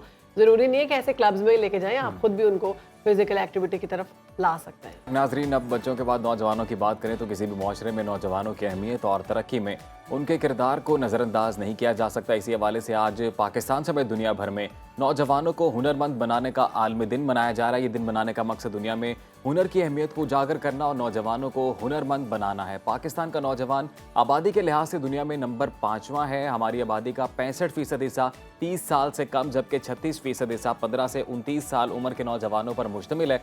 और ये नौजवान एनर्जी से भरपूर होते हैं, कुछ कर दिखाने की लगन रखते हैं, मगर ऐसा लगता है कि वसाइल की कमी समेत मुख्तलिफ वजूहात की बिना पर इन्हें मसाइल का सामना रहता है। और अगर इन नौजवानों की दुरुस्त रहनुमाई की जाए और इन्हें जदीद तकाज़ों से हम आह किया जाए तो ना सिर्फ वो अपनी ताकत और हुनर से इनकलाब ला सकते हैं, बल्कि वो मुल्क की तरक्की में अपना अहम किरदार भी अदा कर सकते हैं और दुनिया में अपनी सलाहियतों का लोहा मनवा सकते हैं। आजकल के दौर में हुनरमंदी और महारत कितनी अहमियत की हामिल है। नौजवानों को किस किस्म के हुनर सिखाए जाने चाहिए, इसी पर बात करने के लिए हमारे साथ मौजूद है मारूफ पॉडकास्टर हैं और यूट्यूबर हैं हाफिज़ अहमद साहब। वेलकम करते हैं हाफिज़ साहब, कैसे हैं आप? अल्हम्दुलिल्लाह, थैंक यू वेरी मच। अच्छा, हम देख रहे हैं कि आजकल नौजवान जो हैं मोस्टली डिग्रियां लेके घरों में बैठे हुए हैं, नौकरियां बहुत कम हैं। तो ऐसी क्या वजह है कि हमारे नौजवान जो हैं वो उस तरह से कामयाब नहीं है? अगर हम अपने हमसाया मुल्क से उनका मुआवजा करें तो वहाँ पर नौजवान IT में भी बहुत आगे हैं, दीगर मामलात में भी बहुत आगे हैं, लेकिन हमारे नौजवान पीछे रहने क्या मेन कॉज क्या है? नहीं, इसमें हम देखें ना, अपॉर्चुनिटीज भी तो उस तरीके से नहीं है। आप देखें वही नौजवान जो पाकिस्तान में कुछ नहीं कर रहे, जब बाहर जाते हैं तो वो काम करते हैं, अमेरिका जाते हैं, कनाडा, यूके, वहाँ पे क्यों काम कर लेते हैं? इसका मतलब ये है कि नौजवानों में कमी कोई नहीं है, वसाइल की कमी है, अपॉर्चुनिटीज नहीं है हमारे कंट्री में। इसकी वजह से आप हमसाया मुल्क की बात करें तो हमसाया मुल्क की जो गवर्नमेंट है वो उस लेवल पे कोशिश करते हैं कि बड़ी बड़ी IT कंपनीज वहाँ पे इन्वेस्ट करें। हमारे यहाँ उस लेवल पे कोशिश ही नहीं की जा रही। नौजवान अपने तौर पे कर रहे हैं फ्रीलांसिंग और बहुत अच्छी कर रहे हैं, उस पर पैसे बना भी रहे हैं। अब तक फाइवर दुनिया की सबसे बड़ी वेबसाइट है फ्रीलांसिंग के, वहाँ पे अपनी सर्विसेज दे रहे हैं। वहाँ पे उनको कुछ इश्यूज आते हैं, उनमें सबसे बड़ा इशू है पेपाल का, कि पेमेंट मेथड ही उनके पास वो नहीं है जिससे वो पेमेंट ले सकें। अच्छा, पेपाल से पेमेंट क्यों ले सकें और किसी और से क्यों ना ले सकें? उसकी रीज़न ये है कि क्लाइंट जब आपके साथ काम करता है ना, वो सबसे पहले आपसे पूछता है पेपाल है, आप कहते हैं नहीं, तो 70% क्लाइंट भाग जाता है, वो कहता है सॉरी मैंने आपके साथ काम नहीं करना। उसकी रीजन ये है कि पेपाल पे बायर भी सिक्योर है, सेलर भी सर्विसेज में। जी। जिस क्लाइंट ने आपसे काम करवाया, आपने काम ठीक नहीं किया तो वो पेपाल को कह के अपने पैसे रिफंड ले लेगा। अच्छा। अगर आप क्लाइंट को कहते हैं मुझे डायरेक्टली आप पेयोनियर में पे कर दें, आप मुझे उसमें स्कैम नहीं है, आप उसे क्लाइंट को कहते हैं मुझे पाकिस्तान में भेज दें वेस्टर्न यूनियन के थ्रू। अब वहाँ पे क्लाइंट थोड़ा घबराता है। हाँ, जब आपकी एक अच्छी प्रोफाइल बन जाती है, आपके रिव्यूज़ अच्छे आ रहे होते हैं, तब ये हो जाता है। लेकिन अगर ये चीज़ हो तो नौजवान बहुत आगे जा सकते हैं। और डिग्री की जहाँ तक बात है तो आपको पता ही है डिग्री करके कितने की नौकरी मिलती है। लेकिन हाफिज़ अहमद साहब, अभी पेपॉल के आपने एग्जांपल दी, इसी तरह से किसी दौर में अमेज़ॉन का जब बहुत ज़्यादा काम था, उस हवाले से भी पता चला था कि कुछ रीजन्स बैन थे जहाँ पर अमेज़ॉन काम नहीं करता था। तो आपको नहीं लगता कि ये अदर वे अराउंड है, यानी कि लोगों की वजह से ही ये सहूलियात मिल नहीं रही, क्योंकि लोग स्कैम करते हैं, फ्रॉड करते हैं, लोग जल्दी अमीर होना चाहते हैं? इसमें कोई शक नहीं, ये बात भी आपकी बिल्कुल ठीक है। लेकिन उस पर मैं आपको वाज़ेह कर दूं, जो अमेज़ॉन के हवाले से था ना, जब पाकिस्तान अमेज़ॉन की लिस्ट पे नहीं था तो वो किसी स्कैम की वजह से नहीं था, वो उनके यहाँ जो भी उनकी पॉलिसी इशूज़ थे। हाँ, जब आ गया उसके बाद कुछ लोगों ने स्कैम किया तो उसके बाद उन्होंने कुछ इलाके बैन किए, लेकिन इंडिया में इससे ज़्यादा उन्होंने बैन किया अकाउंट्स। हमारे यहाँ प्रॉब्लम ये था कि हमने ये देखा जी पाकिस्तान में इतने अकाउंट बैन हो गए। पहली चीज़ तो ये है कि अमेज़ॉन का कोई ऐसा डिपार्टमेंट नहीं है जो ये फिगर्स जारी करे कि हमने इतने अकाउंट या ये सिटी बैन कर दिया। सही। ये हमसाया मुल्क में भी हुआ, ये अमेरिका में भी हुआ।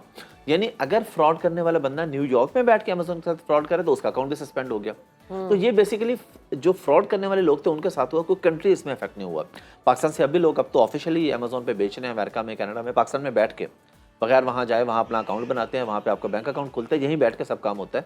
वहाँ पे आपकी LLC होती है, कंपनी होती है, आप आसानी से अपनी प्रोडक्ट बेचते हैं। हाफिज साहब, डिजिटल लिटरेसी और डिजिटल लर्निंग कितनी ज़रूरी है हमारे नौजवानों के? ये इतनी ज़रूरी है कि मैं किसी डिग्री का नाम नहीं लेता, लेकिन एक ऐसी डिग्री कि जिसके बाद आप बैंक वगैरह में जॉब करते हैं। जी। तो जब आप बैंक में जाते हैं तो आपको जीरो से सिस्टम पे बताया जाता है कि आपने यहाँ पे ये करना, ये काम करना है। यानी आपने जो 16 साल में पढ़ा वो आपको वहाँ जाके काम नहीं है। ऑलमोस्ट सभी डिग्रीज के साथ, सभी डिग्रीज में मैंने एग्जाम्पल ये दी। हर डिग्री में ऐसे है कि जब आपको बेसिकली हमारे यहाँ प्रैक्टिकल नहीं सिखाया जाता, हमारे यहाँ एक कागज पकड़ा दिया जाता है, आपने एक डिग्री कर ली, जब आप जिस फील्ड में जाएंगे आप वहाँ पे जाके इंटर्नशिप करेंगे और सीखेंगे मैंने ये क्या करना है। और वहाँ पर इतने पैसे लगा के भारी भरकम आपने फीसें दी होती हैं, लेकिन जब आप आगे जाते हैं तो वो कहते हैं आपके पास कोई भी एक्सपीरियंस नहीं है। अच्छा, अब यहाँ पे एक प्रॉब्लम ये है कि चलें कुछ इदारे ऐसे हैं पाकिस्तान में कि जिनके यहाँ डिग्री जो है वो रिक्वायरमेंट है, तो उन्होंने कहा डिग्री होगी तो करेंगे, लेकिन बाहर ऐसा नहीं है। अब इवन गूगल में भी, गूगल आपका एक टेस्ट लेता है वहाँ पे जब आप जॉब अप्लाई करते हैं बड़ी बड़ी कंपनीज में, उनको वो प्रोजेक्ट बेस्ड जॉब है। अगर आपने वो काम कर लिया, आपके पास कोई डिग्री नहीं है, उनको इससे कोई लेना देना नहीं, स्केल होना चाहिए। अब मसला ये है कि जॉब्स कितनी है पाकिस्तान में, जॉब्स तो है नहीं। अब जब जॉब्स नहीं है तो पढ़े लिखे बंदे में और एक मिडिल या मैट्रिक या इंटर बंदे में स्किल्स जब आ जाते हैं तो कोई फर्क नहीं रहता। अब पढ़ा लिखा बंदा कहता है यार मैंने मास्टर्स किया, मैंने एमफिल किया, वो उधर मिडिल पास करके जनाब वीडियो एडिटिंग करके 2 लाख रुपए महीने का कमा रहा है, वो ग्राफिक डिजाइनिंग करके कमा रहे हैं, वो वेब डेवलपर्स। मैंने जो web developers, mobile app developers बड़े बड़े देखे हैं पाकिस्तान में, उनमें ज़्यादातर वो हैं जिनके पास डिग्रीज नहीं है, उन्होंने शौक में स्किल सीखी है, कंसिस्टेंट है, काम कर रहे हैं। अब वहाँ पे आपकी डिग्री काम नहीं आती, क्लाइंट के सामने आपकी डिग्री काम नहीं आती। आपका एक अमेरिकन क्लाइंट है, उससे आपकी वीडियो कॉल पे बात हुई, उसने कहा जी मेरा ये काम है, आप चाहे PhD हैं और दूसरी तरफ प्राइमरी पास बैठा है, आप अगर उसको बताने में कामयाब हो गए कि ये आपका काम है, मैं ये काम कर सकता हूँ, मैं ये काम कर सकती हूँ, तो वो आपको प्रोजेक्ट दे देगा। हाफिज साहब, आपको क्या लगता है, आपकी ऑब्वियसली अब आप खुद एक अच्छे फेमस यूट्यूबर हैं, पॉडकास्ट करते हैं, इसके अलावा और दीगर भी आपकी मसरूफियात हैं, इंटरेक्शंस भी होते होंगे नौजवान तबके के साथ भी, खुद भी सोसाइटी को आपने ऑब्जर्व किया, ये बताइएगा आपको क्या लगता है कि क्या हुकूमत की जानिब से डेलिब्रेट एफर्ट है कि शऊर ही ना आने दिया जाए अवाम में, या फिर पता ही नहीं है कि ये गैप है? अच्छा, यहाँ पे हम हमेशा गवर्नमेंट पे तनकीद करते हैं, लेकिन एक जो पॉजिटिव चीज़ है वो है DG स्किल्स, एक इदारा है गवर्नमेंट का, मिनिस्ट्री ऑफ IT का, वो स्किल्स सिखा रहा है। अब वो एक इदारा है, गवर्नमेंट लेवल पे उस तरीके से काम नहीं हो रहा जिस तरीके से गवर्नमेंट को करना चाहिए ना, कि बड़ी बड़ी IT कंपनीज को पाकिस्तान, मैं UK में रहता था, मेरे जिस 2-3 बैंक्स में अकाउंट थे, मैंने जब भी बैंक में कॉल की ना तो वो कॉल इंडिया में लैंड हुई मेरी, यानी बड़े बड़े सर्विस इंडिया में आया। जी जी जी। अच्छा, अमेज़न का जो हेड ऑफिस है दुनिया का सबसे बड़ा, वो इंडिया के अंदर मौजूद है, अमेरिकन कंपनी है। अब ये गवर्नमेंट लेवल पे काम है, लेकिन DG स्किल्स एक इदारा है जो बच्चों को फ्री में स्किल सिखाता है। नौजवान जाएं वहाँ पे, 25 से 30-35 स्किल्स वहाँ पे मौजूद है। मेरा भी वहाँ पे अमेज़न का है, बाकी वीडियो एडिटर जो फील्ड के एक्सपर्ट्स हैं उनके वहाँ पे कोर्सेज मौजूद हैं, 3 महीने का फ्री ऑफ कॉस्ट। अच्छा, आप वो सीखें, काम करें, लेकिन खाली सिखा देने से बात नहीं है, आपको अपॉर्चुनिटीज भी देनी चाहिए, आपको पेपाल भी लेके आना चाहिए, आपको बाकी इंटरनेशनल जो इन्वेस्टर्स हैं वो भी पाकिस्तान लेके आने चाहिए। आप इंडिया में देखें, एक बंदा आता है वो $1 बिलियन इन्वेस्ट करके चला जाता है, हमारे यहाँ क्यों नहीं करते? लेकिन क्यों नहीं करते एग्जैक्टली क्यों? मतलब गवर्नमेंट ऐसा क्या करे कि ये लोग इन्वेस्ट करें और पेपाल यहाँ पर आ जाए? गवर्नमेंट ये है कि पहले अपना ट्रस्ट डेवलप करे, ताकि बाहर से आने वाले इन्वेस्टर ने भी देखना है ना कि यहाँ पे तो किसी चीज की स्टेबिलिटी नहीं है, अंदरूनी मामला। अब इन्वेस्टर ने तो भाई अपना प्रॉफिट देखना है ना, उसने पाकिस्तान के नाम पे तो आके इन्वेस्ट नहीं कर देना। तो अगर हम हमसाया मुल्क को देखें तो वहाँ पे इन्वेस्टर अपने आप को सिक्योर फील करता है, वहाँ पे इस तरह के इश्यूज नहीं आते उसको। और ये बात आपकी 100% दुरुस्त है कि हम लोग यहाँ पे जिन लोगों को निकम्मा नकारा अमूमी कह रहे होते हैं, जो काम नहीं कर रहे होते, ऐसे लोग जब बाहर के किसी मुल्क चले जाते हैं कामयाब हो जाते हैं, बिल्कुल कामयाब हो जाते हैं। इसका मतलब है कि नौजवानों में मसला नहीं है, नौजवानों में मसला नहीं है, मसला सिस्टम में है, अपॉर्चुनिटीज नहीं है, जिसकी वजह से ये हो रहा है। और नौजवान अगर इस तरफ आना चाह रहे हैं, फॉर एग्जाम्पल किसी भी तरफ, अगर कोई नौजवान मुझसे पूछे ना कोई एक स्किल बता दें जो आज के दौर में हम सीख लें, वो मैं कहूँगा डिजिटल मार्केटिंग। ये ऐसी स्किल है जो आपकी दुनिया में हर जगह, हर मुल्क में, हर बिजनेस में काम आती है। इवन अब आप हेयर ड्रेसर भी देख लेना बड़े शहरों में, उन्होंने भी अपनी वेबसाइट बनाई हुई है। जी जी जी। गूगल पे जाके आप लिखें, अभी लिखे हेयर ड्रेसर नियर में, तो आपके सामने आ जाएंगे। तो सब कुछ बिल्कुल अब वो डिजिटल मार्केटिंग कर रहे हैं, वो अपने आप को डिजिटली प्रेजेंट कर रहे हैं। आपने अमेज़न पे कोई प्रोडक्ट बेचनी है, वहाँ पे आपको ऐड चलाना है, डिजिटल मार्केटिंग आपको वहाँ पे चाहिए। कोई स्कूल, कॉलेज है, यूनिवर्सिटी है, जब उनके एडमिशन के डेज आते हैं, स्पॉन्सर ऐड हमारे सामने आ रहा होता है कि एडमिशन ओपन। आप किसी शू की शॉप पे चले जाएं, गारमेंट्स में चले जाएं, फार्मेसी पे चले जाएं, फार्मेसी वाला भी ऑनलाइन डिलीवरी कर रहा है। तो डिजिटल मार्केटिंग ऐसे स्किल है जो सीख के आप किसी भी पाकिस्तान में स्कूल, पांच ऐसी स्किल्स बताएं हाफिज साहब जो एक नौजवान बेहतर अपना फ्यूचर से सिक्योर समझ सकता है कि ये 5 स्किल्स अगर मेरे पास हैं तो मैं भूखा नहीं मरूंगा। Digital marketing, web development, mobile app development और ग्राफिक डिजाइनिंग, वीडियो एडिटिंग। अच्छा, लोग ये समझते हैं कि जब हम अमेजोन की बात ज़्यादा करते हैं, लोग कहते हैं सिर्फ अमेजोन में।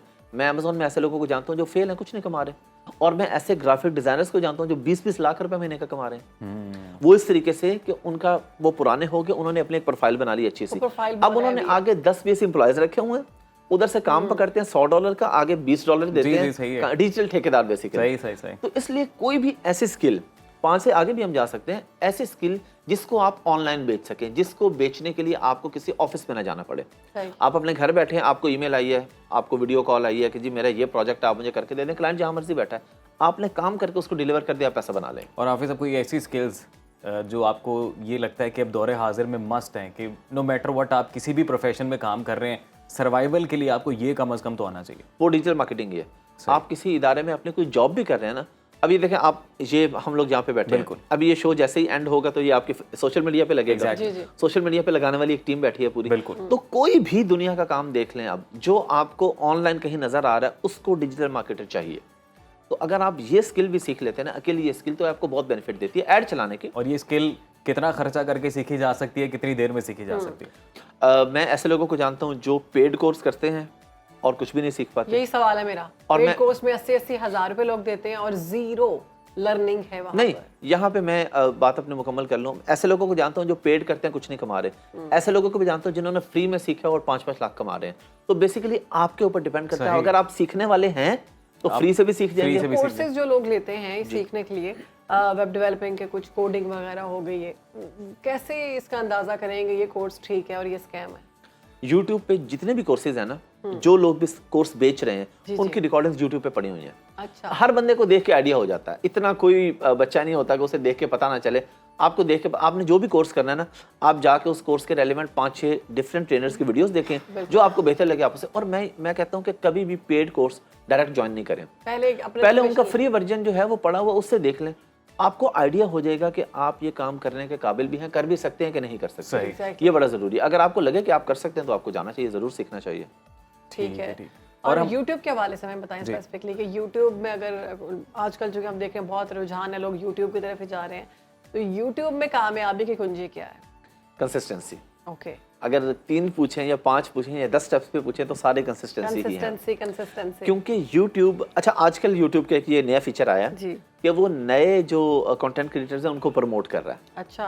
तो फॉर एग्जांपल आपके पास एक पुराना YouTube चैनल है जिसपे आपके कोई व्यूज नहीं आ रहे, 6 महीने साल पुराना बना हुआ है, तो आप नया बना के करेंगे तो उस पे YouTube आपको खुद प्रमोट करेगा। अच्छा। बिल्कुल नए जो है ना, जिनके कम सब्सक्राइबर हैं, 5 लाख से कम सब्सक्राइबर अगर हैं आपके, और आप मेहनत कर रहे हैं, कंसिस्टेंट है, सारे जितने कम होंगे उतना आपको बेनिफिट है, एक दफा YouTube आपको प्रमोट कर देगा। उसके बाद अब आगे कंटेंट में जान होगी तो वही जो आपको देख रहा है वो दोबारा भी आपको देख लेगा, कंटेंट में जान नहीं है तो वो नहीं देखेगा। हाफिज साहब, पहला स्टेप ही सबसे मुश्किल होता है, और वो ये कि ये कैसे कोई डिसाइड करे कि मुझे क्या करना चाहिए कि मेरा चैनल कामयाब होगा। लाइक मुझे कौन सा जॉनरा अडॉप्ट करना चाहिए?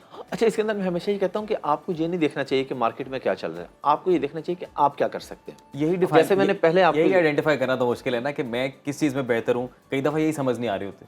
नहीं, बंदे को मेरे ख्याल में थोड़ा बहुत आइडिया होता है कि मैं किस चीज़ में मैं क्या कर सकता हूँ। मुझे फॉर एग्जांपल एक बंदे को ये तो आइडिया होगा कि यार मेरा इंटरेस्ट शोबिस के अंदर ज़्यादा है, या पॉलिटिक्स में ज़्यादा है, या क्रिकेट में ज़्यादा है। ये तो हर बंदे को अपने शौक का पता होता है। जो आपका शौक है ना, उसी को अपना पैशन बनाएं, वहां से आप जो पैसा कमा सकते हैं ना, वो आप दुनिया की कोई टॉप स्किल भी है ना जिसमें लोग पैसा बना रहे हैं, आप उसमें नहीं बना सकते उतना पैसा। क्योंकि बेसिकली पैसा बनाने की जो साइंस है वो ये है कि आपको अपने शौक से वो काम कर रहे हैं। तो अगर आप YouTube पे आना चाह रहे हैं तो आप देखें कि फॉर एग्जांपल एक बंदा कहता है यार मुझे कहानियां मैं बड़ी अच्छी बना सकता हूँ, को 5-7 मिनट की स्टोरी हो, उसको विजुअलाइज करना, उसको वीडियो में करना, तो आप वो काम करें। आप देखें मेरा ताल्लुक बेसिकली सराइकी स्पीकिंग हूँ मैं तो जनूबी पंजाब से है।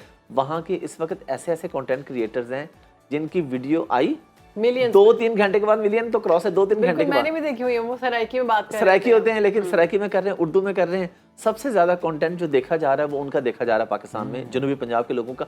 वो सादा सा कंटेंट है, जा रहे हैं जी आज गांव में फलाना की बकरी चोरी हो गई जी, आज ये हो गया जी, अच्छा जी 4 बकरियां जी, बकरियां जा रही हैं जी, ये हो गया वो हो गया, एक बकरी उनमें से कोई उठा लेता, वो एक ड्रामा उन्होंने बस हमें भी गाँव जाना पड़ेगा। तो नहीं, शहरों में भी बहुत ज्यादा मतलब वो जिस चीज में बेहतर है वो कर रहे हैं, वो कर रहे हैं। अच्छा अब ये भी है कि क्योंकि बाहर की दुनिया में जो लोग रह रहे हैं ना, उनकी ज्यादा ऑडियंस बाहर की है। उसकी रीजन ये है कि ह्यूमन नेचर है कि वो जिस एरिया में रह रहा होता है वो उसी को देखता है, उससे दूसरा अपना बचपन या वो चीजें। अब जो अमेरिका में रह रहे हैं ना, उनके लिए अमेरिकन लाइफस्टाइल को मैटर नहीं करता, वो गांव का लाइफस्टाइल देखते हैं कि यार गांव में क्या होता है, यहाँ पे क्या डिफरेंट हो रहा है, और गांव वाले क्या करते हैं यार शहर में क्या हो रहा है। तो इस तरह आप कोई भी अपनी ऑडियंस अपने नीश बना ले तो कोई मुश्किल काम नहीं है। जबरदस्त जी, बहुत शुक्रिया आपका हाफिज साहब, आपने वक्त दिया और बहुत जबरदस्त स्किल्स के हवाले से आपने बताया कि नौजवान जो है वो IT और इससे रिलेटेड डिजिटल मार्केटिंग वाली स्किल्स अगर सीख लेते हैं तो कभी नाकाम नहीं होंगे। और वैसे एक बात जरूरी जाते जाते कि दौरे हाजिर में जितने तेजी के साथ वक्त गुजर रहा है और जितना फास्ट दौर होता जा रहा है, किसी एक सोर्स पे आप रिलाय कर भी नहीं सकते हैं, तो आपको 2-3 स्किल्स एट ए टाइम आनी चाहिए। कुछ बात करते हैं मौसम की, तो मुल्क भर में मानसून का सीजन जारी है, कहीं बादलों का राज है तो कहीं सूरज की हुक्मरानी है। महकमा मौसमियात ने आइंदा 24 घंटों के दौरान इस्लामाबाद समेत मुल्क के बेशतर इलाकों में आंधी झक्कड़ चलने और गरज चमक के साथ बारिश का इम्कान जाहिर किया है। शहर कायद में भी बूंदाबांदी और मुल्की बारिश, हल्की फुल्की बारिश का, मुल्की बारिश कह रही हूँ, मुल्क पूरे में बारिश अगर हो तो मुल्की बारिश बन सकती है, तवक्को की जा रही है। और ये बताया जा रहा है कि 18 जुलाई से शहर में मानसून का एक और स्पेल दाखिल होगा, जबकि 20 जुलाई से कराची में तेज़ बारिशों की नवीद जो है सुनाई जा रही है। PDMA ने भी पंजाब भर में आज और कल यानी 8 और 9 मुहर्रम उल हराम को तूफानी बारिशों की पेशगोई कर दी है और जुलूसों के इंतजामिया को बिजली के खंभों, तारों और खस्ता हाल छतों से दूर रहने का मशवरा दिया गया है। इसी पर बात करने के लिए मुख्तलिफ शहरों से हमारे नुमाइंदगान ने हमें ज्वाइन किया है। इस्लामाबाद से हमारे साथ मौजूद है फरार रबानी, कराची से नाज़िश अयाज, जबकि लाहौर से दुआ शकील हमें बताएंगी मौसम की सूरत हाल। जी बिल्कुल, सबसे पहले कराची का रुख करते हैं। नाज़िश वहाँ से हमारे साथ मौजूद हैं। नाज़िश बताइएगा इस वक्त शहर कायद में कैसा है मौसम? शहर कायद में मौसम बहुत गर्म है, सूरज की तपिश जो है ना आप मेरे चेहरे पे महसूस कर सकते हैं। आज सुबह से शहरी तकरीबन, अगर मैं इस वक्त दर्जा हरारत की बात करूं तो 32 डिग्री सेंटीग्रेड तो अभी रिकॉर्ड किया जा रहा है, जबकि महसूस किया जाने वाला दर्जा हरारत यकीनन इस वक्त 38 डिग्री सेंटीग्रेड होगा। महकमा मौसमियात के मुताबिक आज ज़्यादा से ज़्यादा जो है वो 40 तक जाने का इम्कान है और फील लाइक दर्जा हरारत आप इस बात का अंदाज़ा लगा लें कि हवा में नमी का तनासुब ज़्यादा है, 70 से 80% रिकॉर्ड किया जा रहा है। तो जो महसूस किया जाने वाला दर्जा हरारत वो इससे कहीं ज़्यादा है। भाई अच्छी चीज़ ये है कराची की कि शाम में समंदरी हवाएं बहाल होती हैं, तो एटलीस्ट रात जो है वो कराची के शहरियों की थोड़ी सुकून में गुजरती है। तो शाम में और रात में हल्की फुल्की फुहार जो है वो हो सकती है, लेकिन बाकायदा मानसून का आगाज़ महकमा मौसमियात कह रहे हैं कि भाई उसके लिए एक स्पेल का आपको इंतज़ार करना पड़ेगा। 18 जुलाई से एक और स्पेल जो है वो सिंध में दाखिल हो रहा है, लेकिन इस वक्त भी सिंध के मुख्तलिफ इलाके जो हैं उनमें बहुत अच्छा एक सिस्टम बना हुआ है मूसलाधार बारिश का, लेकिन कराची अभी थोड़ा सा दूर है मानसून की बारिशों से मुस्तफ़ीद होने के लिए। आज भी जो है वो कराची वालों के लिए यही खबर है कि भाई 2 दिन जो है वो शदीद गर्मी है, तो थोड़ा सा एहतियात करें, बाहर ना निकलें, पानी ज़्यादा इस्तेमाल करें और कोशिश करें कि गैर ज़रूरी तौर पर बाहर ना निकलें, ख़ास तौर पर बुज़ुर्ग और बच्चे। ठीक है, कराची का पारा तो हाई है, रुख करते हैं लाहौर का। तो लाहौर में हमारे साथ मौजूद है दुआ शकील। दुआ बताइएगा लाहौर में ये आने वाले 2 दिन या 3 दिन कैसे गुजरेंगे? मुहर्रम उल हराम के जो अगले दिन हैं, इनमें मानसून की बारिशों का कोई सिलसिला होगा या फिर शिद्दत की गर्मी बर्दाश्त करनी पड़ेगी अज़ादारों को? जी बिल्कुल शहर बानो, लाहौर शहर का जो मौसम है वो भी दीगर शहरों की तरह गर्म हो चुका है। अच्छा, धूप की तपिश इतनी ज़्यादा नहीं है, लेकिन जो हफ्स की कैफियत है, जो हफ्स की शिद्दत है वो दिन ब दिन बढ़ती जा रही है, जिसकी वजह से गर्मी वैसी आपको ज़्यादा जो है वो महसूस होने लगती है। अगर हम मौजूदा दर्जा हरारत की बात करें वो 33 डिग्री सेंटीग्रेड रिकॉर्ड किया गया है और कम से कम दर्जा हरारत 29 डिग्री सेंटीग्रेड रिकॉर्ड किया गया है और ज़्यादा से ज़्यादा जो दर्जा हरारत है वो 37 डिग्री सेंटीग्रेड तक जाने का इम्कान है। जैसे पहले भी जो गर्मी थी, जून की गर्मी थी, उसमें 40 से ऊपर दर्जा हरारत जाता था, अभी 37 तक जाएगा, लेकिन जो हफ्स की शिद्दत है उसकी वजह से गर्मी की जो कैफियत है वो ज़्यादा महसूस की जा रही है। हवा का तनासुब 70% तक जो है रिकॉर्ड किया गया है। एयर क्वालिटी इंडेक्स लाहौर का 179 रिकॉर्ड किया गया है। कल भी आलूदा तरीन शहरों में लाहौर का पहला नंबर था और आज भी लाहौर का जो है आलूदा तरीन शहरों में पहला नंबर है। और जिस तरह आपने बात किया कि दीगर अभी जो आने वाले रोज़ के अंदर मौसम कैसा रहेगा, तो वैसे तो मानसून का जो दूसरा स्पेल जो था वो जारी था, वो 15 जुलाई तक था, लेकिन हमने देखा कल भी कोई बारिश नहीं हुई और आज भी खास जो है बारिश की पेशगोई नहीं है। लेकिन PTMA की जानिब से जो है इम्कानात यही किए जा रहे हैं कि 8 मुहर्रम उल हराम और 9 मुहर्रम उल हराम को जो है वो बारिश जो है वो तूफ़ानी बारिश हो सकती है लाहौर में। और इसी तरह जो है एहतियाती तदाबीर जो है वो भी करने के लिए उनको शहरियों को कहा गया है। और अब देखना ये है कि वाकई में बारिश होती है और मौसम बेहतर होता है या नहीं। ठीक है, दुआ आप इस हाथ रहिएगा। इस्लामाबाद का रुख करते जी। फराह बताइएगा, इस्लामाबाद में कैसा मौसम है? अगर इस्लामाबाद की बात की जाए तो दीगर जो दो शहर हैं कराची और लाहौर, उससे कुछ ख़ास मुख्तलिफ मौसम नहीं है। गर्मी का राज यहाँ पर भी बरकरार है, सूरज सही आबोताब से चमक रहा है। गर्मी काफ़ी ज़्यादा हो गई है, शहरी खासे परेशान दिखाई देते हैं क्योंकि इस्लामाबाद का मौसम वैसे बड़ा खूबसूरत होता है, लेकिन 2-3 दिन से गर्मी ने काफ़ी परेशान किया हुआ है शहरियों को। महकमे मौसमियात की जानिब से कल भी यही पेशगोई की गई थी और आज भी कि शाम के औकात पे बारिश भी हो सकती है, आंधी तूफान भी आ सकते हैं, लेकिन अभी तक ऐसी कोई सिचुएशन नहीं। अभी थोड़ी थोड़ी हवा चलना शुरू हुई है जिसने मौसम को थोड़ा सा बेहतर बनाया है, वरना गर्मी बहुत ज़्यादा बढ़ गई है। जो डॉक्टर्स हैं उनकी जानिब से भी बारहा ये हिदायत दी जाती हैं कि गैर ज़रूरी बाहर ना निकला जाए, पानी का इंटेक ज़्यादा रखा जाए ताकि गर्मी से बचा जा सके। अगर ओवरऑल टेम्परेचर की बात की जाए, अभी है तो 28, लेकिन 30+ इसकी फील आ रही है जो कि 38 डिग्री तक जाएगा आज मौसम।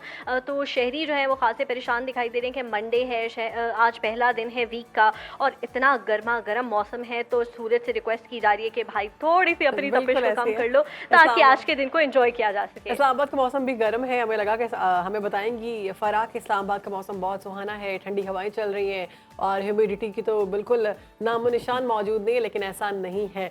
तो कराची दोबारा आऊँगी मैं। नाजिश, कराची में अगले 2 दिनों में कोई बारिश के इम्कानात के हवाले से बात की गई है? क्योंकि पंजाब में तो कहा जा रहा है कि शदीद बारिश की तवक्को है।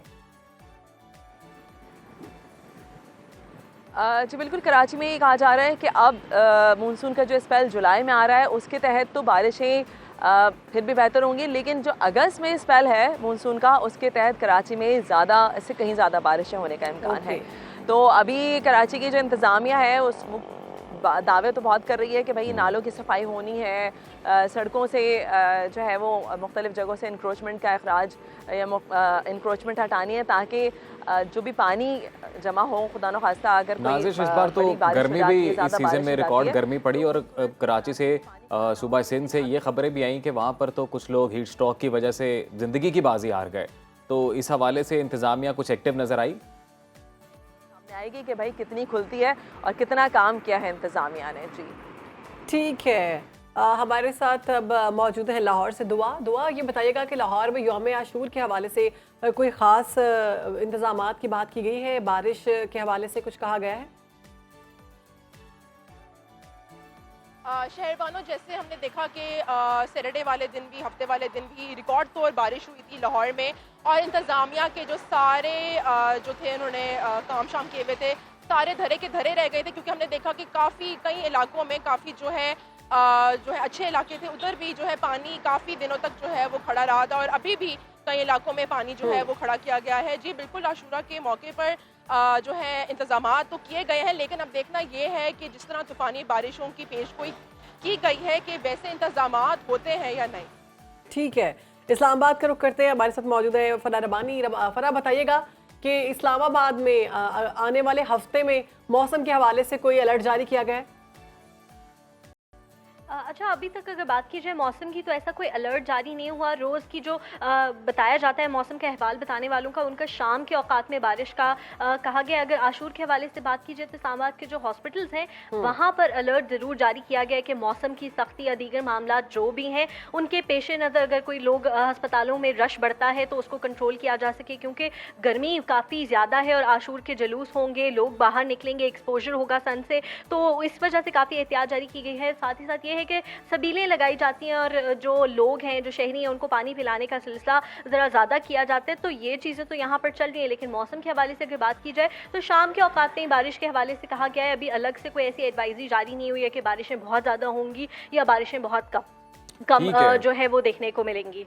बहुत शुक्रिया, हमारे नुमाइंदगान मुख्तलिफ शहरों से हमारे साथ मौजूद रहे। लाहौर से दुआ शकील, कराची से नाजी शयाज और इस्लामाबाद से फरा रब्बानी, आप लोग हमारे साथ मौजूद थे और इन तीनों मौसम किस तरह का रहेगा इस हवाले से अपडेट आपने हम तक पहुँचाई।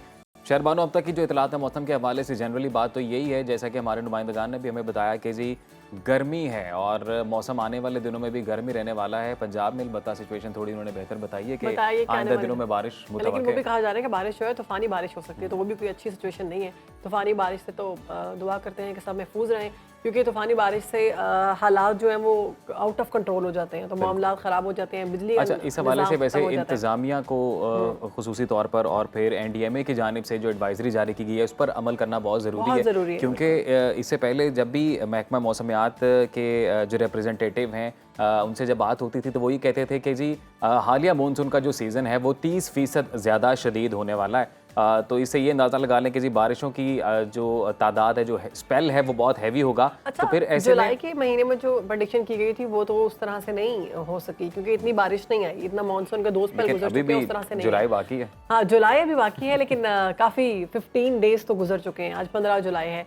उसमें एक बात जो NDMA की जानिब से की गई अजीम, वो ये थी कि क्योंकि मुहर्रम उल हराम के जुलूस शुरू हो रहे हैं कल से स्पेसिफिकली, और आशूरा के दिन पूरे पाकिस्तान में, मुल्क भर में जुलूसों का सिलसिला जारी रहता है। तो उसमें कहा गया कि बिजली के खंभों से, तारों से और पानी जो पड़ा है वहाँ से गुजरते वक्त ख्याल रखें कि कहीं अच्छा ये तो शहरबानो बिल्कुल ये इन केस है कि जी अगर बारिश बहुत ज़्यादा हो जाती है तो ऐसे में मखदूश इमारतों से भी आप लोगों ने दूर रहना है। अजीम, हमें ज्वाइन किया है चीफ मेट्रोलॉजिस्ट सरदार सरफराज साहब ने। सरफराज साहब, बहुत शुक्रिया आपके वक्त का।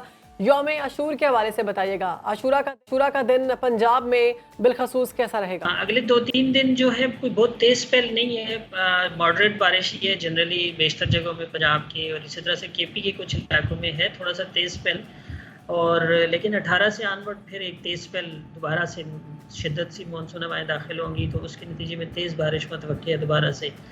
लेकिन जो अगले 2 दिन हैं इसमें निस्बतन कम मतलब बारिश है, कहीं पर मॉडरेट है, कहीं पर लाइट रेन है, इस तरह से है बेशतर जगहों पर।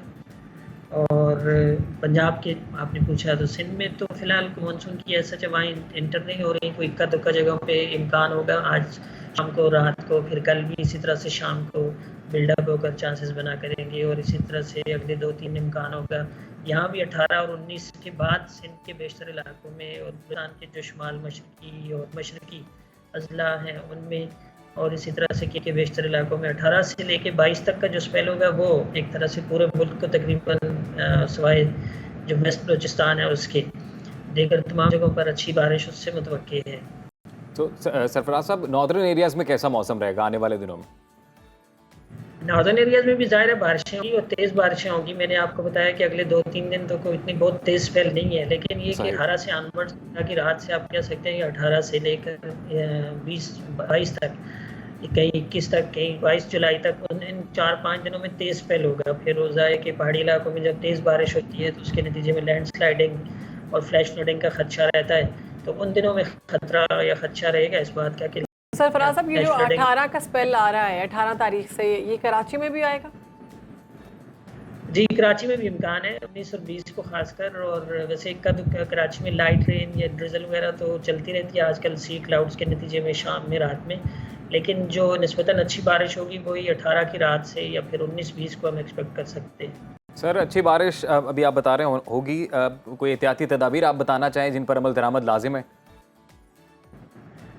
देखिए, उसमें यही होता है ना कि जो आप खासकर टूरिस्ट हजरात जो पहाड़ी इलाकों में गए होते हैं तो वो फोरकास्ट को सामने रखकर अपनी प्लान किया करें। जैसे मैं बता रहा हूँ कि 18 से लेकर 20 से 22 वो 3-4 दिन होंगे, उसमें ज़्यादा तेज़ बारिशों का इम्कान रहता है, तो उसमें वो एहतियात बरतें। और जनरली तो पब्लिक के लिए यही होता है कि जो तेज़ आंधी की सूरत में ज़ाहिर है कि बिजली के तार वार गिर जाते हैं, या जैसे पिछले दिनों लाहौर में हुआ अर्बन फ्लडिंग की सूरत हाल पैदा हो जाती है, तो उसमें एहतियात बरतने की ज़रूरत होती है।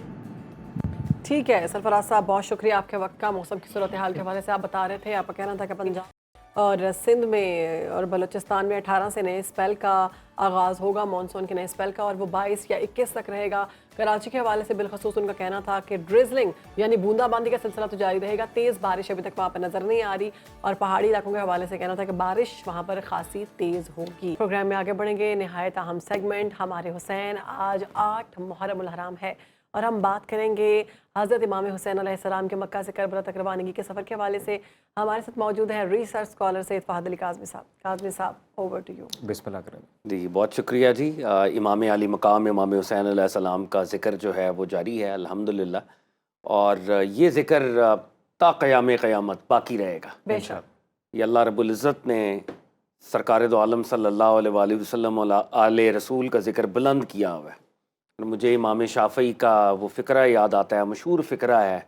इमाम शाफ़ी रहमतुल्लाह अलैह फरमाते हैं, ए अहले बैत रसूल, आपकी अज़मत के लिए यही काफ़ी है कि हमारी नमाज मुकम्मल नहीं होती जब तक हम आले रसूल आप पर दरूद नहीं भेजते।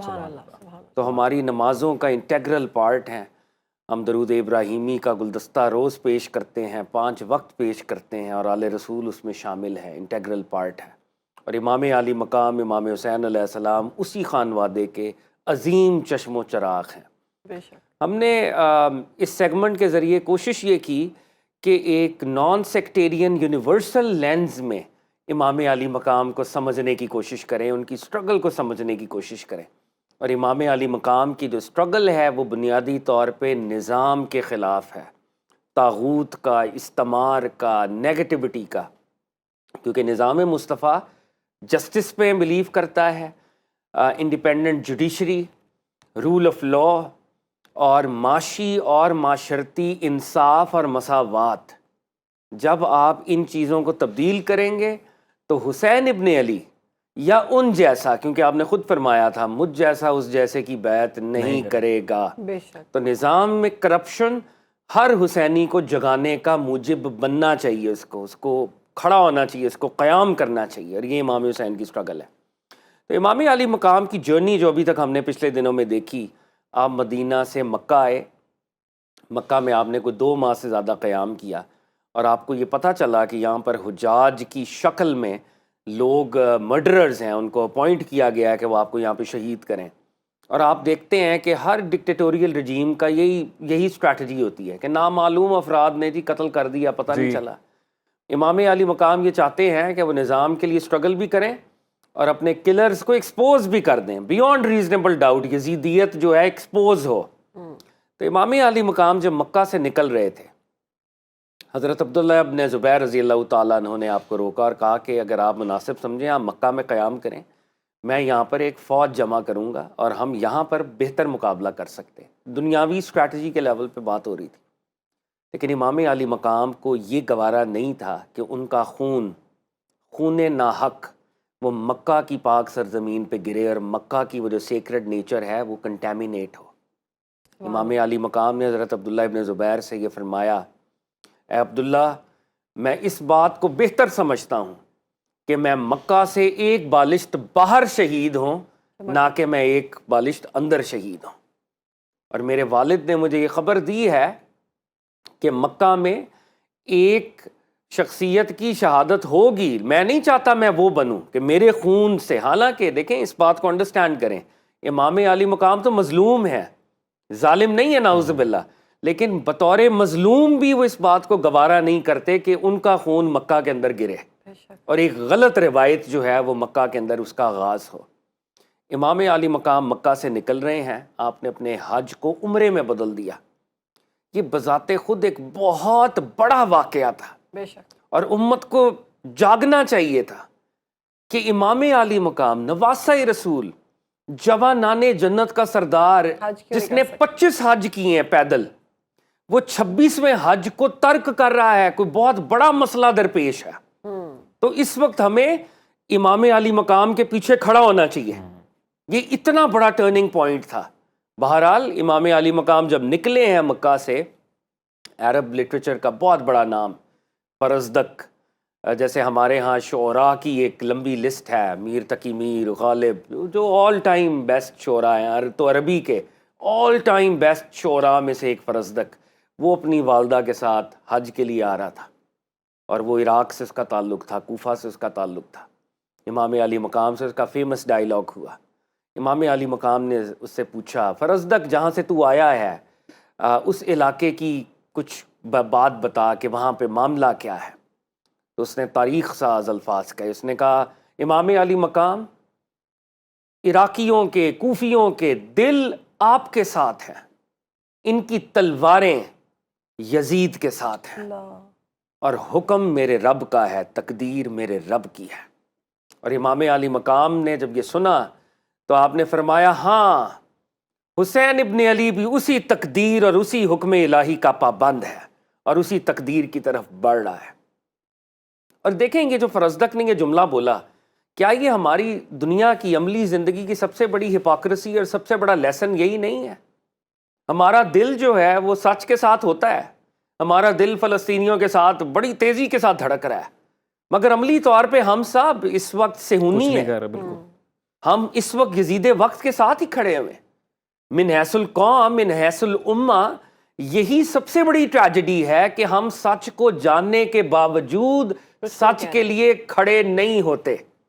यही ट्रेजेडी है और यही वो ट्रेजेडी थी जिसका सामना इमाम अली मकाम को भी करना था। इमाम ज़ैनुल आबिदीन अलैहिस्सलाम से भी पूछा गया ना कि सबसे ज़्यादा तकलीफ आपको किस बात में पहुंचाई? उन्होंने कहा शामियों की खामोशी, कूफा और शाम वालों की खामोशी, और कहा कि ये एक जोग्राफियाई हकीकत नहीं है। खामोश उम्मत हमेशा कूफी और शामी होती है, हर खामोश कौम।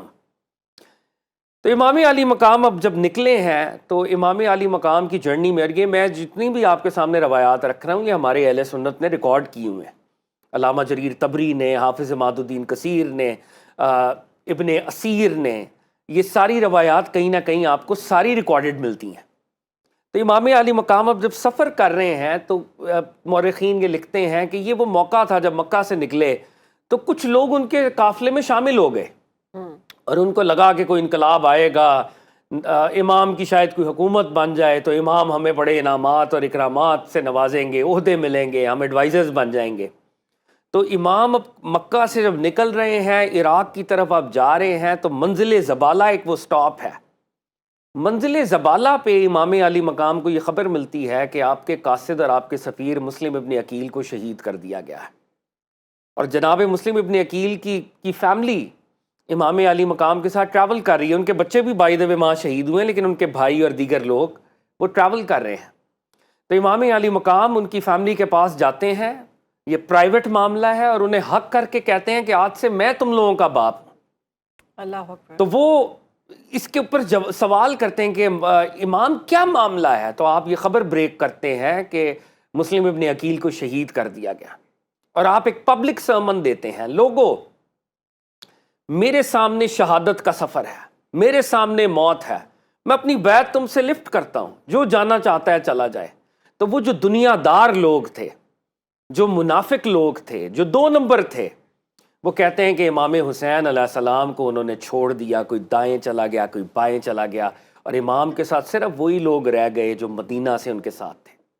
वो खालिस लोग इमाम अली मकाम के साथ थे। और ये ट्रेजेडी है कि नवासा रसूल जिनके नाम पर हम कुर्बान जाते हैं, लेकिन जब वक्त आया तो उनको डिज़र्ट किया गया वहाँ पे। अब वो ज़बाला से टुवर्ड्स इराक़ जा रहे हैं। बज़ाहिर इमाम की मंजिल कूफा है। इमाम ट्रैवल करते जा रहे हैं और वो कहते हैं कि रास्ते में, आपको पता है डेजर्ट के अंदर सुराब होती है, इल्यूजन, दूर से आपको पानी नज़र आता है, वो पानी होता नहीं है। तो जब इमाम का काफ़िला जा रहा है तो इमाम के काफ़िले वालों ने कहा कि वो दूर से खुरमे के हमें दरख्त नज़र आ रहे हैं, डेट पाम्स हमें नज़र आ रहे हैं। तो इमाम के साथ जो लोग इराक़ फ्रीक्वेंटली ट्रैवल करते थे उन्होंने कहा कि यहाँ पे तो ये तो लको दक सहरा है, यहाँ पे तो कभी हमने कोई डेट पाम, कोई खुरमे का दरख्त नहीं देखा। तो ये लोग उस तरफ बढ़े तो सामने से 1000 का लश्कर था, जिसके जो बड़े बड़े फ्लैग्स थे, फरेरे और नेज़े, वो ये इल्यूजन क्रिएट कर रहे थे जैसे कोई जंगल या कोई डेट पाम है। और वो लश्कर जो है वो इमाम की तरफ आया और इमाम को उन्होंने इंटरसेप्ट किया। हुर इब्न यजीद रियाही अत-तमीमी ये पहला लश्कर था जिसने इमाम को आके रोका। अब ये लश्कर आ रहा है और लको दक सह रहा है। इमाम अली मकाम का पहला हुक्म, इमाम अली मकाम इमाम हुसैन अलैहिस्सलाम ने अपने असहाब को कहा कि इस लश्कर को पानी पिलाया जाए। वो डेजर्ट के अंदर सफ़र करते थे ना, तो पानी स्टोर करते थे मंजिल दर मंजिल, कि फॉर डेज भी अगर पानी ना मिले तो हम पानी को स्टोर रखें। तो इमाम अली मकाम ने अपने पानी का सारा ज़ख़ीरा 1000 फ़ौज अशकिया जो कल उनको कत्ल करेगी नाउज़ुबिल्लाह, उन तमाम लोगों को इमाम हुसैन के हुक्म पर पानी पिलाया गया। इमाम हुसैन अलैहिस्सलाम ने फरमाया इनकी सवारियों को, इनके घोड़ों को, इनको ऊँटों को पानी पिलाया जाए, कोई प्यासा ना रहे। सबको इमाम अली मकाम ने सैराब किया। और हमारे मौरख़ीन ये कहते हैं कि उस फ़ौज का एक शख्स जो कि बाद में रवायत करता है कि मैं प्यास से मर रहा था और मैं पीछे रह गया था, मैं जब पहुंचा हूं तो मैं हाँप रहा था अपनी सवारी के ऊपर, मैं बिल्कुल गिरा हुआ था कि इमाम अली मकाम खुद आगे बढ़े और मेरे मुंह के साथ उन्होंने पानी की छागल लगाई और मुझे सैराब किया। इमाम अली मकाम इमाम हुसैन अलैहिस्सलाम पानी पिला रहे हैं, हज़रत हुर और इनकी कॉन्वर्सेशन होती है और इमाम अली मकाम न्यू कि वो शहादत के सफ़र पे जा रहे हैं, लेकिन वो इत्माम हुज्जत कर रहे हैं कि कोई उनके कत्ल से अपने हाथ को ना रंगे और वो जहन्नुम का परवाना हासिल ना करे। तो इमाम हुसैन उन्हें ऑप्शन देते हैं कि यार देखो, मुझे तो कूफा वालों ने बज़ाहिर बुलाया था तो मुझे कूफा जाने दें आप, और अगर तुम्हें मेरा कूफा जाना नापसंद है तो मुझे मदीना वापस जाने दें। बैत मैं नहीं करूँगा, मेरा स्टैंड हतमी और कतई है, मुझ जैसा उस जैसे की बैत नहीं करेगा। हजरत हुर ने कहा कि ना मैं आपको आगे जाने दे सकता हूं, ना मैं आपको पीछे जाने दे सकता हूं। और उन्होंने आपकी सवारी को फिजिकली रोका। इमाम सवार हुए, उन्होंने रेंज पकड़ी इमाम की सवारी की। अरब लैंग्वेज में एक मुहावरा था, जब किसी के शऊर को, किसी के ज़मीर को जगाना होता था ना, तो उसकी वालदा की निस्बत उसको दी जाती थी कि अपनी वालदा की हया करो, तुम्हारी माँ तुम पे रोए, ये जुमला बोला जाता था ताकि अगले का ज़मीर जागे कि मैं कोई ऐसा काम कर रहा हूं कि मेरे पेरेंट्स इससे नाराज़ होंगे और मेरे पेरेंट्स की नाराज़गी अल्लाह की नाराज़गी का मूजिब है। तो इमाम अली मकाम ने हालत जलाल में इरशाद फरमाया, हुर तू नवासे रसूल को रोकेगा, तेरी माँ तुझ पे रोए। अब ये एक जंग की सिचुएशन है, बैटल फ्रंट है। तो हुर को भी जलाल आया और हुर ने इस तरह इमाम की तरफ देखा और कहा कि हुसैन इब्ने अली, पूरी अरब दुनिया में अगर कोई ये शख्स ये जुमला मुझे कहता, तेरी माँ तुझ पे रोए, मैं पलट कर उसको कहता तेरी माँ तुझ पे रोए, लेकिन ये जुमला मैं तेरी बारगाह में अर्ज नहीं कर सकता क्योंकि तेरी वालिदा खातून जन्नत है, सरकार दो आलम सल्लल्लाहु अलैहि वसल्लम की शहजादी है। और हमारे स्कॉलर्स कहते हैं कि ये जो लम्हों का अदब था, अदब सैयदा सलामुल्लाह ताला अलैहा, ये वो ट्रांसफॉर्मेशन थी कि 10 मुहर्रमुल हराम को हुर यजीदी से हुसैनी बना। ये वो सबब बना उन लम्हों के अंदर। अब हुर ने यह कहा, अच्छा बात यह है कि मुझे आपकी गिरफ्तारी का तो नहीं कहा गया, कूफा भी आप नहीं जा सकते, मुझे मना किया गया, वापस भी आप नहीं जा सकते, तो आप एक थर्ड डायरेक्शन की तरफ काफिले को मोड़ दें और मैं आपको गिरफ्तार नहीं करता, आप भी चलते रहें, मैं आपके इर्द गिर्द चलता रहता हूँ। अब वो 1000 का लश्कर है, इमाम हुसैन का छोटा सा कारवान है, ये चल रहा तीसरी डायरेक्शन की तरफ। और वो एक जगह आई 2 मुहर्रमुल हराम को, जहाँ पर उसको ये लेटर रिसीव हुआ कि जहाँ भी हुसैन इब्ने अली का लश्कर है, कारवान है, वहीं पर इनको रोक लो, इनको रोक दिया जाए। और वो लकोदक सहरा था। और इसमें ओरल नरेशंस कुछ मौजूद हैं तारीख़ में कि इमाम अली मकाम ने लोगों से पूछा ये कौन सी जगह है, किसी ने कहा ये नैनवा है, किसी ने कहा ये मारिया है, एक बुजुर्ग आगे बढ़ा, उसने कहा कि ये करबला है। तो आपने कहा हाँ, ये वही करबो बला है जिसका वादा किया गया था, यही है वो सरजमीन जहाँ पर कर्ब और बलाएँ नाजिल होंगी। 2 मुहर्रमुल हराम को इमाम हुसैन इमाम अली मकाम ने यहाँ पर खैमे नस्ब किए हैं। इमाम अली मकाम पर 2 मुहर्रम से ही पानी बंद था, ये हिस्ट्री की बात है, लेकिन आपके पानी का ज़ख़ीरा 7 मुहर्रम को ख़त्म हुआ था। अगर इमाम अपने पानी के ज़ख़ीरे से फ़ौज हुर को सैराब ना करते, हो सकता है इमाम के पास पानी और भी फॉर डेज रहता, लेकिन वो जो पानी डिप्लीट हो चुका था, पानी के रिसोर्सेज कम हो चुके थे, वो 7 मुहर्रम को बिल्कुल ख़त्म हो गए और इमाम आली मकाम और आले रसूल 3 दिन तक भूखी प्यासी वहाँ पर बिल्कुल इस हालत के अंदर रही। एक वाक़या जो बहुत इंटरेस्टिंग है और जो इमाम के मिशन को भी हमें बताता है कि इमाम को अपने मिशन की सदाकत का कितना इल्म है। इमाम जब सवार थे तो इमाम को गार्ड करते थे उनके बेटे अली अकबर, साथ सवारी पे जाते थे। तो इमाम आली मकाम अपने सवारी पे थे, तो जब वो ट्रैवल कर रहे थे टुवर्ड्स करबला तो उनको ऊँघ आई, और जब वो बेदार हुए, अल्लामा जरीर तबरी ने रिकॉर्ड किया तो आपने कहा इन्ना लिल्लाहि व इन्ना इलैहि राजिऊन। तो हज़रत अली अकबर ने अर्ज़ की कि बाबा जान ये जुमला क्यों बुलंद किया आपने? तो कहा कि मैंने अभी ख्वाब में देखा है एक सवार जो है वो राइड कर रहा है और वो ऊंची आवाज़ में ये कहता है ये लोग चले तो जा रहे हैं लेकिन ये अपनी मौत की तरफ, मक्तल की तरफ बढ़ रहे हैं। तो मैंने इन्ना लिल्लाहि व इन्ना इलैहि राजिऊन पढ़ा। हज़रत अली अकबर ने कहा बाबा जान क्या हम हक पे नहीं हैं? इमाम हुसैन ने कहा अगर हम हक पे नहीं बेटा तो इस कायनात में हक पर कौन होगा? तो कुर्बान जाएं उस बेटे के अज़्म पर अली अकबर। हज़रत अली अकबर ने जवाब दिया अब्बा जान अगर हम हक पर हैं, मौत हम पर आ पड़े या हम मौत पर जा पड़े कोई गम नहीं है। ये आले रसूल की स्ट्रगल है। तो आले रसूल 8 डेज करबला में रही हैं। दुनिया में बड़ी बड़ी सिविलाइजेशंस हुई हैं, रोमन सिविलाइजेशंस, हज़ारों साल की मेहनत, और आज उसके नकूश भी जिंदा नहीं है, किताबों में चंद बातें हैं। 8 दिन की एक तहजीब कायम हुई, 8 दिन खैमे, आरजी खैमे, और उन आरजी खैमों से एक तहजीब फूटी, और वो तहजीब है हुसैनी मोहम्मदी तहजीब जो आज तक हर मोमिन के दिल में जिंदा है। अल्लाह ताला हम सबको आले रसूल के कैंप में दुनिया और आखिरत में मशहूर फरमाए। इस्लाम जिंदा होता है हर करबला के बाद। बेशक। बहुत खूबसूरत गुफ्तगू की आपने फहद साहब। आज के प्रोग्राम से हमें इजाज़त दीजिए, इंशाल्लाह आपसे मुलाकात होगी कल। तब तक के लिए अपना ख्याल रखें। अल्लाह हाफ़िज़।